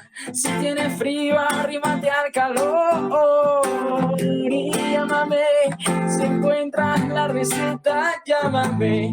Compártela con tu hermano y muéstrame los poemas que has escrito con la mano.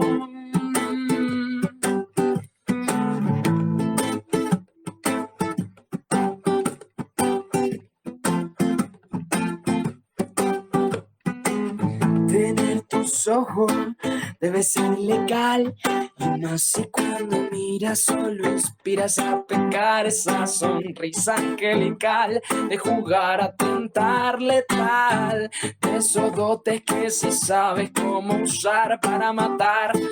Te has armado de forma perfecta para hacerme agonizar a muerte lenta, mientras tu boca violenta revienta dentro de mi boca como un rayo, una tormenta.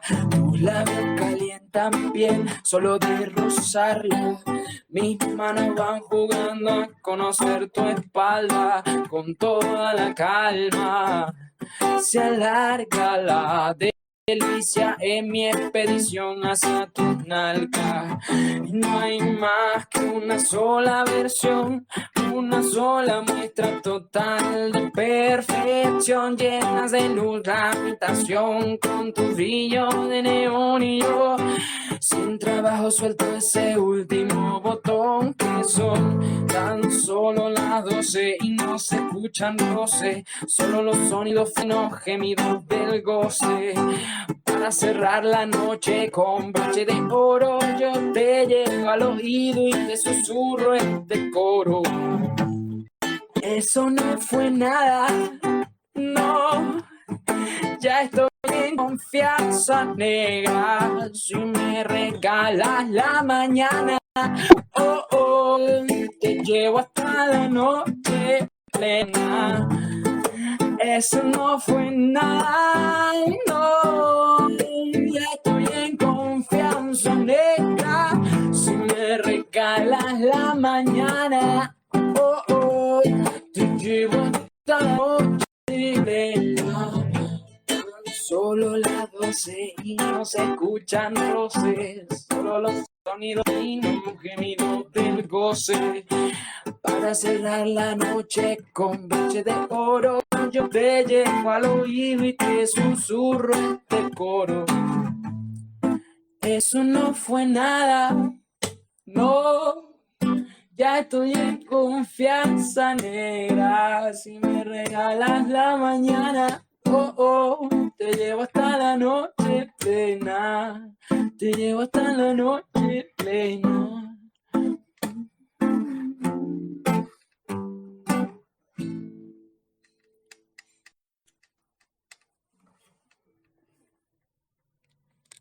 Absolutely jamming, brother. Yeah, that was a song from Cultura Profética. Did you know that band? No, but I'm jotting that down. Cultura Profética.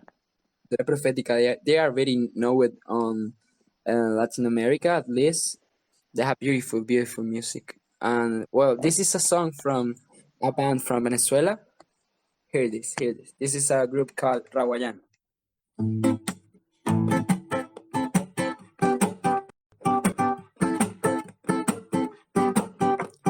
Siempre es lo mismo. El viernes en la noche a la disco. El sábado a cenar. Y el domingo a misa con tu papá. ¿Por qué no cambia un poco nuestras vidas? ¿Por qué no hace algo distinto? Lo que tengo para ofrecer es un mantel en la orilla de la playa, un incienso a tu mano izquierda, vino blanco pa' acabar la cena. Lo que tengo pa' ofrecer es un anillo pa' invitarte al infinito.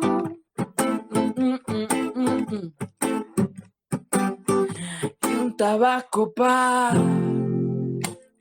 siempre es lo mismo.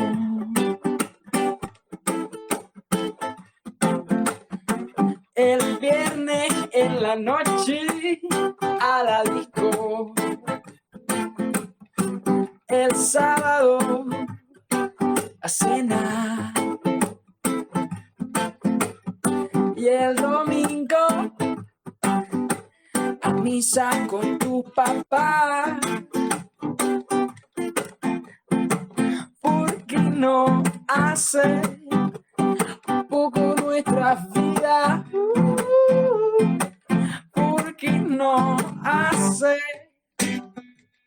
algo distinto? Lo que tengo para ofrecer es un mantel a la orilla de la playa, un incienso a tu mano izquierda, vino blanco para acabar la cena. Lo que a ofrecer un mantel a la orilla de la playa, un incienso a tu mano izquierda y un tabaco pa.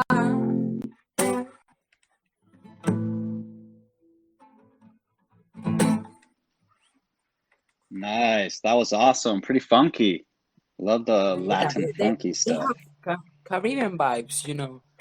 Let me see what I could bring you from Venezuelan bands because they have nice energy, Caribbean energy that it's like, they have nice flavor, yeah. And they also have like sad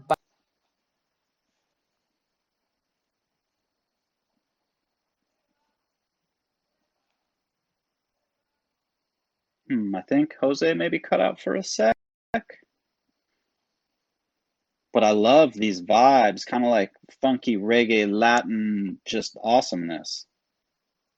I'm gonna ping him, and he may just need to exit and hop back in. And he may not know that he's disconnected. Hola? Oh, can you?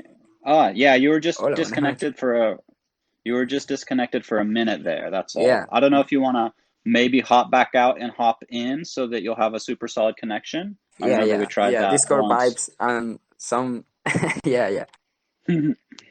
Cool. Okay, so we've done this before, and it's a great trick. Because Discord just kind of gets a little jacked up sometimes. So if you've been on Discord already for a couple hours and you wind up having any like audio issues, sometimes just quitting the app and coming back will, I guess it's like maybe clearing a cache that's been building up, but you sometimes fix the problem. And he's back. Nice. The floor is yours, brother.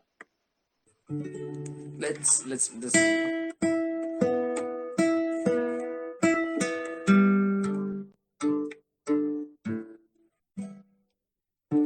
bad times.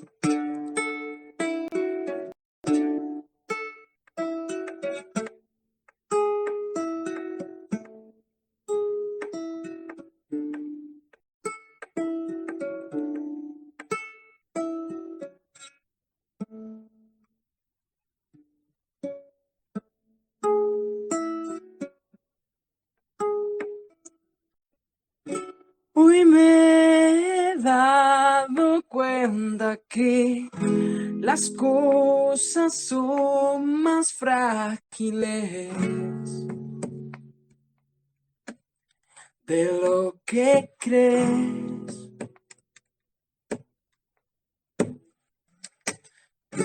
Lo bello que teníamos también cambió con la estación.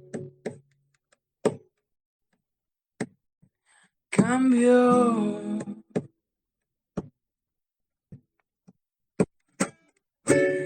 Las malas noticias siempre han tenido un mejor momento, eso lo sé.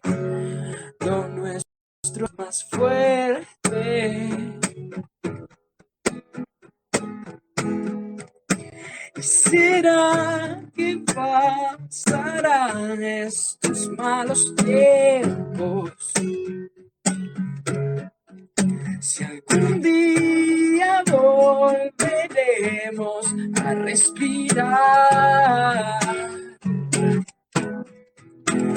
no importa que el proceso sea lento, solo sé que un día te voy a recuperar. Recuperar, recuperar, recuperar. ¿Será que pasarán estos malos tiempos? Si algún día volveremos a respirar, no importa que el proceso sea lento, solo sé que un día te voy a recuperar.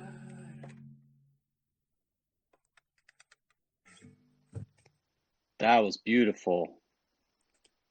It's a beautiful, beautiful group from Venezuela. They are like old groups because they left the country a lot of years ago, and they are doing like their music on other countries. But they are like pretty known on Venezuela. I really like the music. At least the music I used to hear when they went here. That was beautiful music. And there's another band that it's beautiful, Vinilo Versus. All right, let's hear it. It says like this.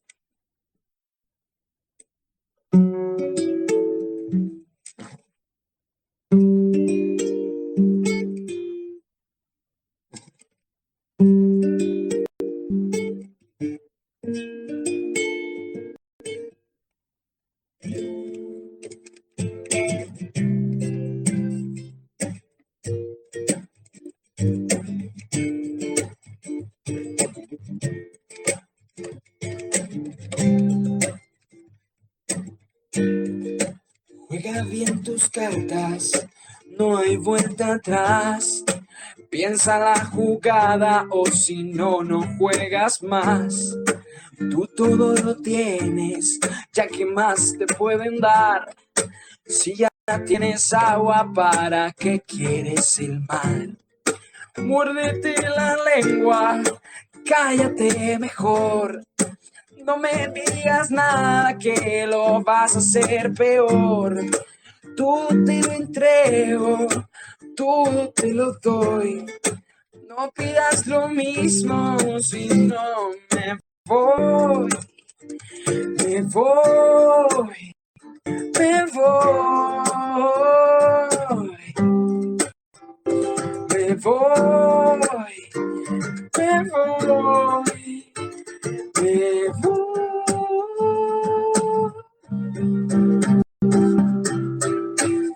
Y no regreso.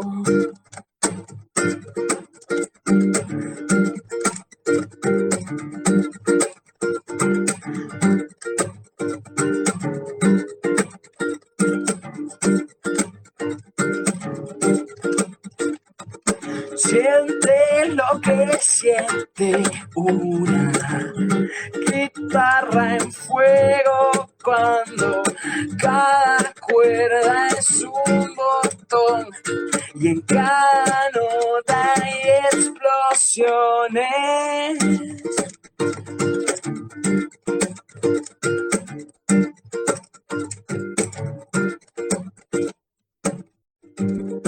Juega bien tus cartas, no hay vuelta atrás. Piensa la jugada, o si no, no juegas más.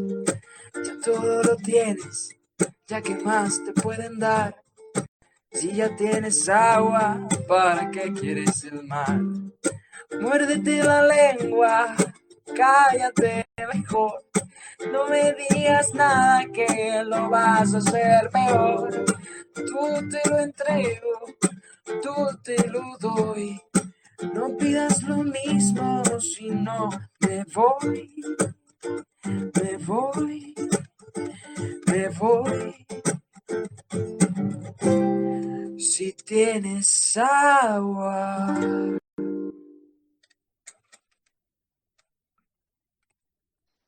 Wow, it's a real awesome treat hearing like all these different Venezuelan bands. So much just awesome talent down there. I hope one day I can visit.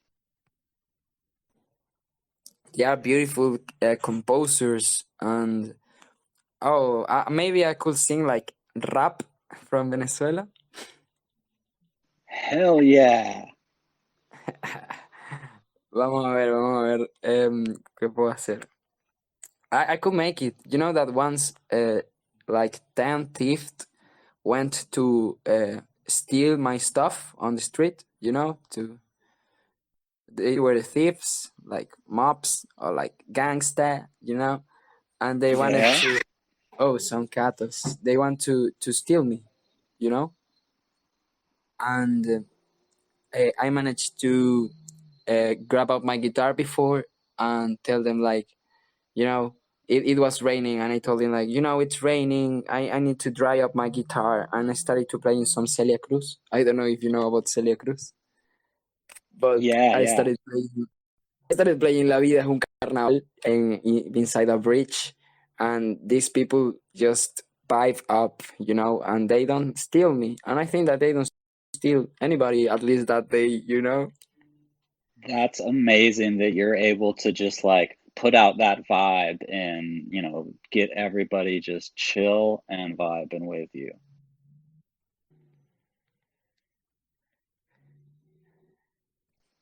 Creo que esta puede ser linda.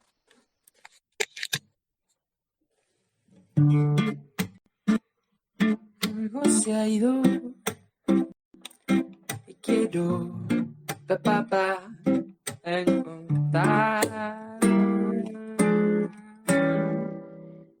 Ajá, creo que la tengo. Siento que algo se ha ido y quiero encontrarlo. Siento que algo se ha ido y quiero hoy recuperarlo.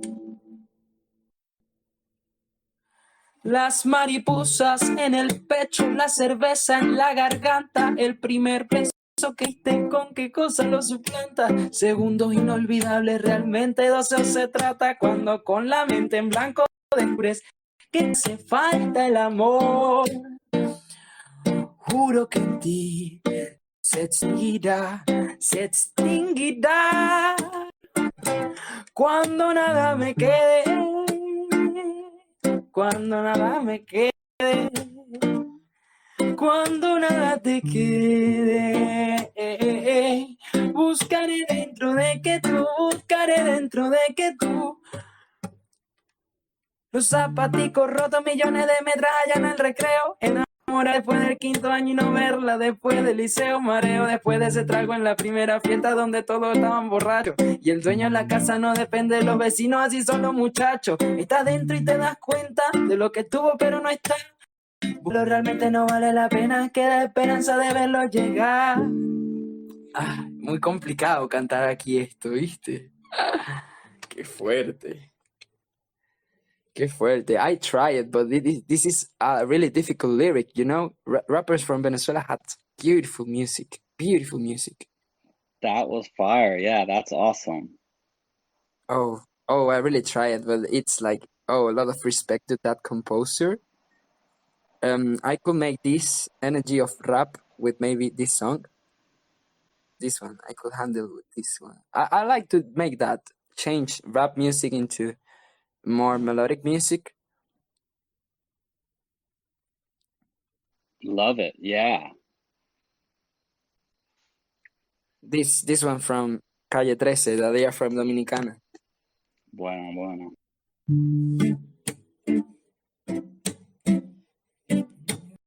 Es porque lo veo.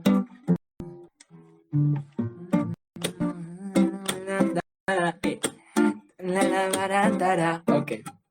No me re más libros. No me regalen más libros porque no los leo. Lo que he aprendido es porque lo veo. Mientras más pasan los años, me contradigo cuando bien el tiempo no me mueve, yo me muevo con el tiempo. Soy las ganas de vivir, las ganas de cruzar, las ganas de conocer lo que hay después del mar. Yo espero que mi boca nunca se calle, también espero que las turbinas de este avión nunca me fallen. No tengo todo calculado, ni mi vida resuelta, solo tengo una sonrisa y espero una de vuelta. Yo confío en el destino y en la marejada. Yo no creo en la iglesia, pero creo en tu mirada. Tú eres el sol en mi cara. Cuando me levanta, yo soy la vida que ya tengo. Tú eres la vida que me falta. Así que agarra tu maleta, el bulto, los motetes, el equipaje, tu valija, la mochila con todos tus juguetes. Y dame la mano y vamos a darle la vuelta al mundo. Darle la vuelta al mundo. Darle la vuelta al mundo. Dame la mano y vamos a darle la vuelta al mundo. Darle la vuelta al mundo. Dar la vuelta al mundo. La renta, el sueldo, el trabajo en la oficina. Cambié por las estrellas y por huertos de harina. Me escapé de la rutina para pilotear mi viaje, porque el cubo en el que vivía se convirtió en paisaje. Yo era un objeto esperando a ser ceniza. Un día decidí hacerle caso a la brisa, a irme resbalando detrás de tu camisa. No me convenció nadie, me convenció tu sonrisa, y me fui tras de ti persiguiendo mi instinto. Si quieres cambio verdadero, pues camina distinto. Voy a escaparme hasta la constelación más cercana. La suerte es mi oxígeno, tus ojos son mi ventana. Quiero correr por 7 lagos en un mismo día, sentir encima de mis muslos el clima de tus nalgas frías, llegar al tope de la sierra, abrazarme con las nubes, sumergirme abajo el agua y ver cómo las burbujas suben. Y dame la mano y vamos a darle la vuelta al mundo. Darle la vuelta al mundo. Darle la vuelta al mundo. Dame la mano y vamos a darle la vuelta al mundo. Darle la vuelta al mundo. Darle la vuelta al mundo.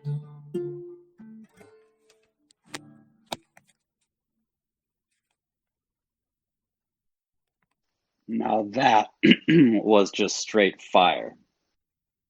Oh, I remember another song of that artist is called Latino America. It's beautiful lyrics, you know, it's a protest song. Beautiful, beautiful song. Awesome. Oh, Drop it on yeah. us. Oh yeah, you know, Yeah. it's happening something with this song.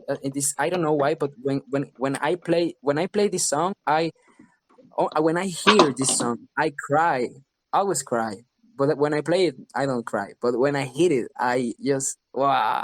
I don't know. I just cry. That is actually really cool and interesting, but I'm super excited to hear it.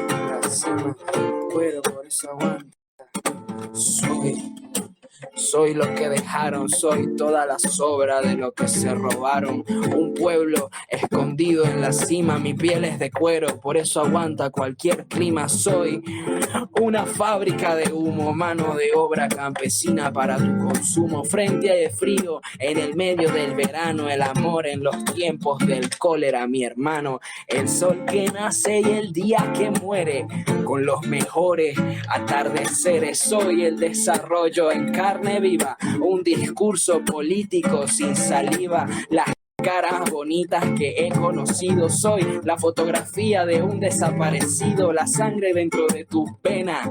Soy un pedazo de tierra que vale la pena, una canasta con frijoles. Soy Maradona contra Inglaterra anotándote 2 goles. Soy lo que tiene mi bandera, la espina dorsal del planeta es mi cordillera. Soy lo que me enseñó mi padre, el que no quiere a su patria, no quiere a su madre. Soy América Latina, un pueblo sin piernas pero que camina.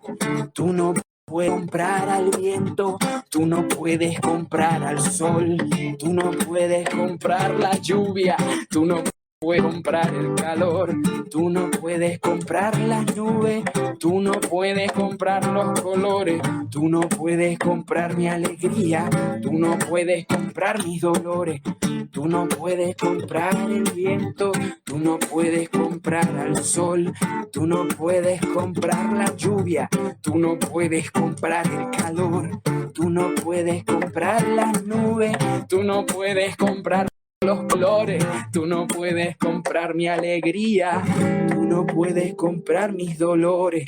Tengo los lagos, tengo los ríos, tengo mis dientes pa' cuando me sonrío, la nieve maquilla mis montañas, tengo el sol que me seca y la lluvia que me baña, un desierto embriagado con peyote, un trago de pulque pa' cantar con los coyotes, todo lo que necesito, tengo a mis pulmones respirando azul clarito, la altura que sofoca, son las muelas de mi boca mascado coca, el otoño con sus hojas desmaltadas, los versos escritos bajo la noche estrellada, una viña repleta de uvas, un cañaveral bajo el sol en Cuba, soy el mar Caribe que vigila las casitas haciendo rituales de agua bendita, el viento que peina mi cabello, soy todos los santos cuelgan de mi cuello, el jugo de mi lucha no es artificial porque el abono de mi tierra es natural, tú no puedes comprar el viento,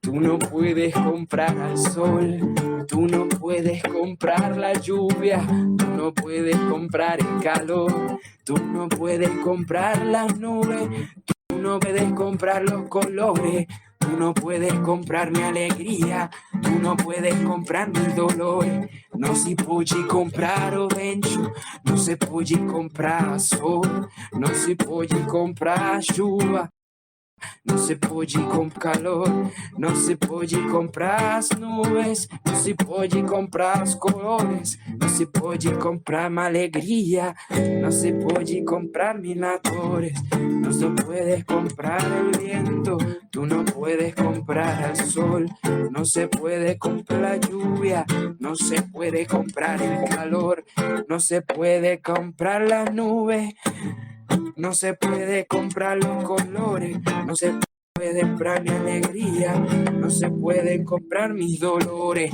Trabajo bruto, pero con orgullo, aquí se comparte, lo mío es tuyo. Este pueblo no se ahoga con marullos y si se rumba yo lo reconstruyo. Tampoco pestañeo cuando te miro, pa' que te recuerdes de mi apellido. Operación Cóndor invadiendo mi nido. Perdono pero nunca olvido, oye.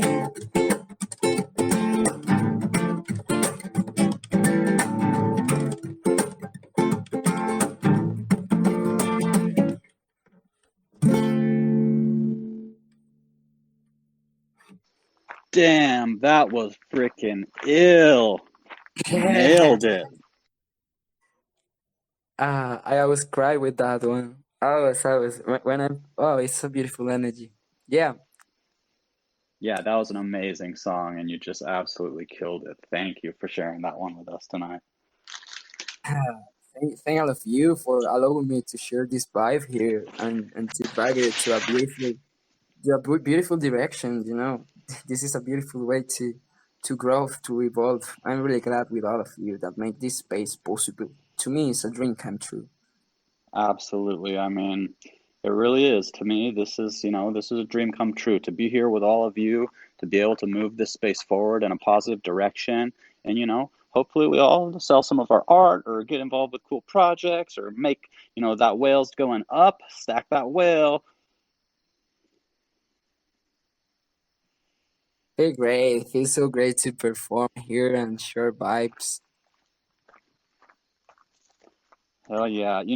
I've just been the last couple of minutes kind of packing up the computers and stuff because here in Costa Rica, we do have a curfew for driving because of COVID. So luckily, this month they switched up my days so I could come to grandma's house and get the good internet. Doesn't mean we have to end anything here, but I'm just kind of starting to pack up the car and we'll be getting on the road in a minute, but would love to have you keep playing for us if you're up for it. Yeah, for sure. Let's perform part of songs maybe I have to go early because the cab it's going to be expensive.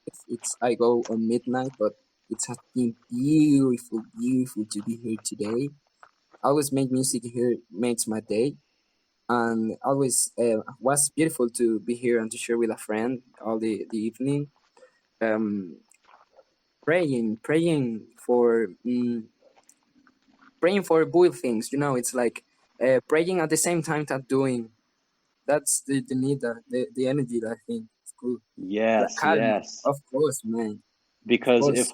if we just pray but we don't put our own actions forward, then I think we're only doing half the work. So we got to be, After, you know, putting in our part too. And absolutely no worries. You know, when you got to go, you just hop because, you know, I would totally understand having to grab a taxi and, you know, the cost of all that. So no fret there. But, you know, if you're, you know, while you're still available with us, we'd love to hear your music. yeah, we still have plenty time before that. Maybe I could say the cap to came 11:40.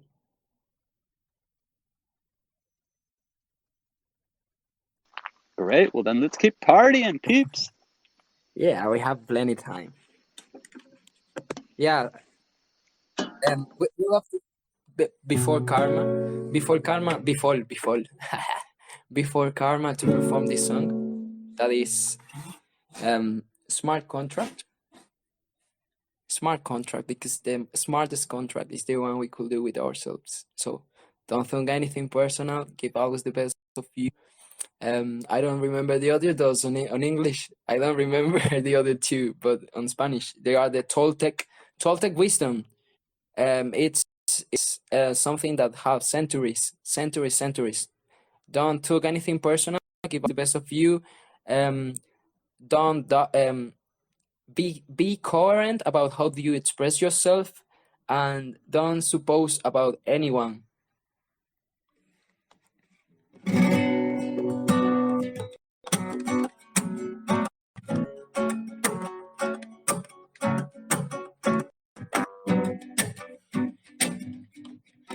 Yeah.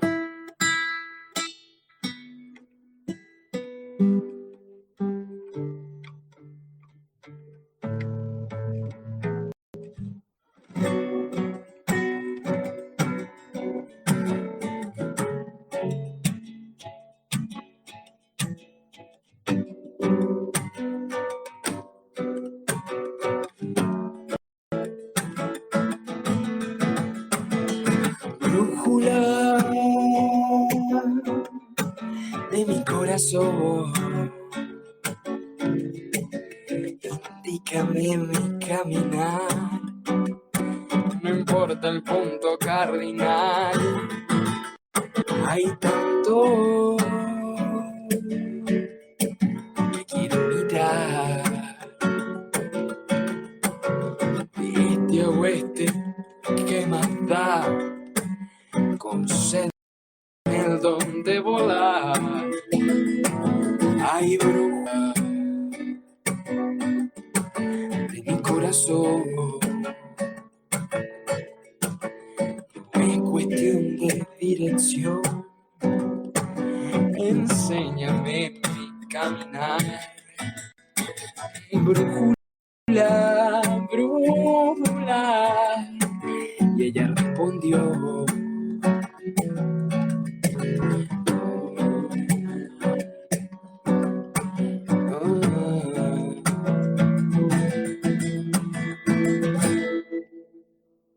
Once y 11 aquí. No te tomes nada personal. Nadie a ti te quiere lastimar. Todo el sufrimiento es opcional. El aprendizaje quedará. Honra tus palabras al hablar. Coherente con cómo te expresas. Autenticidad es prioridad. Tu valor no se expresa en unidad. No supongas sobre los demás. Una duda te puede haber. Pon tus ojos a observarte a ti. Mira cómo eres mejorar. Pa' que hagas siempre voluntad. Trae aquí a tu mejor versión. Si te esfuerzas en el porvenir, un nuevo sol renovará tu alma. Oh,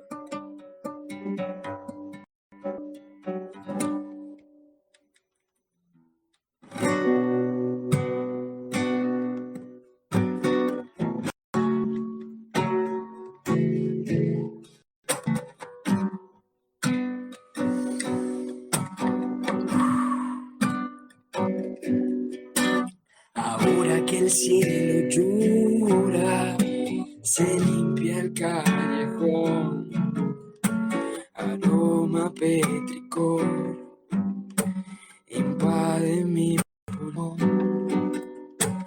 Ahora que el alma llora, se limpia el corazón, aroma algodón, incienso de canela.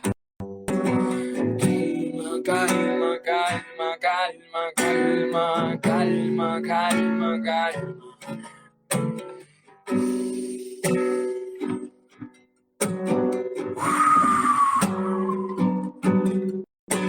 Deja que ese es el sonido mental. Sienta tu vida. Dale agua. Dale agua.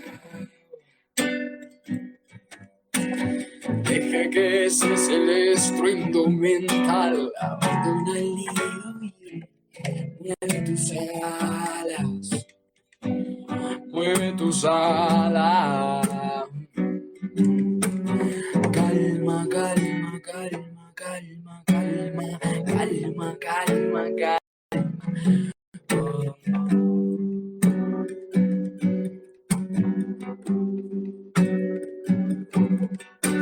Ahora que el cuerpo sabe que tienes el control, pues ponlo en acción, construye tu mañana.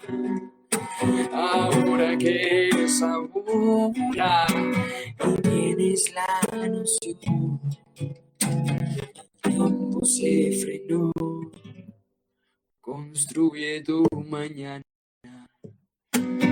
Calma, calma, calma, calma, calma, calma, calma, calma.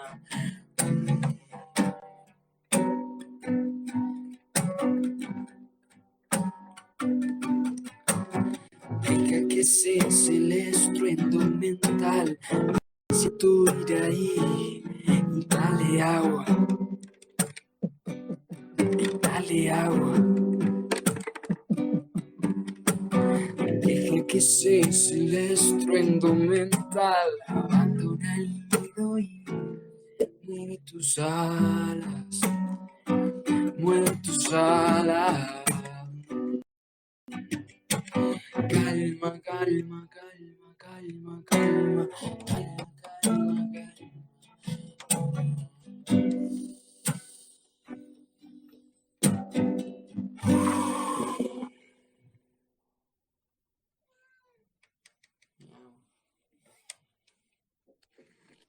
That was amazing. And amazing timing. I'm just hopping in the car so that I can get on the road before curfew hour sets in. Does not mean anybody has to leave. You guys want to stay and party? That's awesome. I will be listening in. Jose, if you have another song in you before the taxi, that'd be great. And of course, afterwards, it's a free fall on Easy's Corner. So I will be here listening in. I won't have a lot of service while I'm driving, but I love you guys so much. It's been such a great night. And maybe you'll all still be here in, 15, 20 minutes when I get home. Yeah, let's make music. And well, I still have some time while the captain comes. So I don't know if somebody has a petition, a song wants to hear. I know the song. I could play it.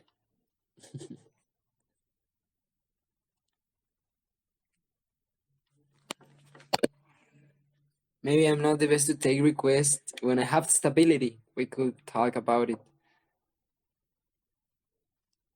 Come on.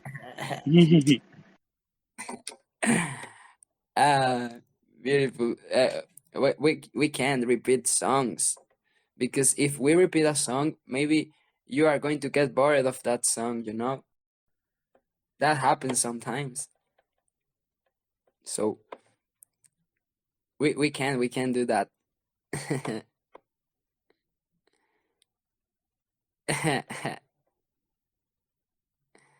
Let's see which new song I could bring you, new music.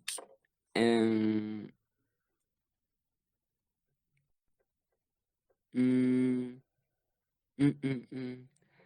could see.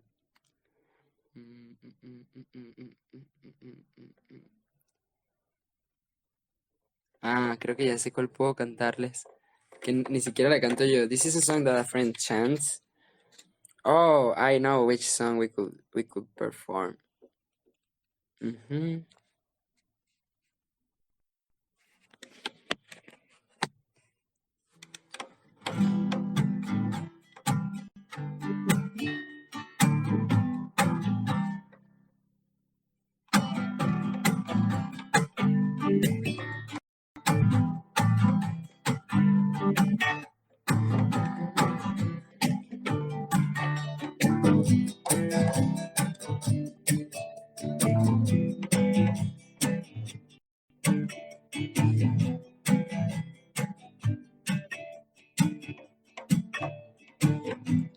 Tal vez parece que me pierdo en el camino,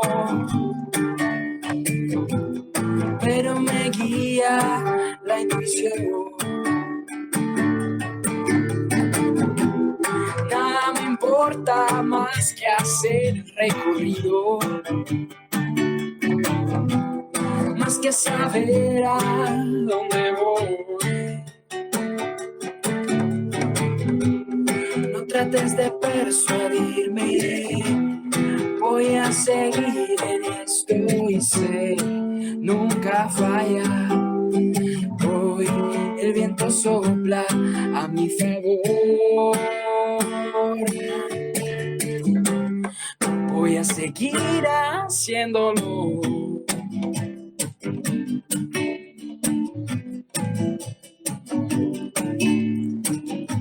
Las cosas brillantes siempre salen de repente, como la geometría de una flor. Esa palabra antes que tus labios la suelten. Sin secretos no hay amor. Todo me sirve, nada se pierde, yo lo transformo. Sé, nunca falla. El universo está a mi favor. Y está mágico.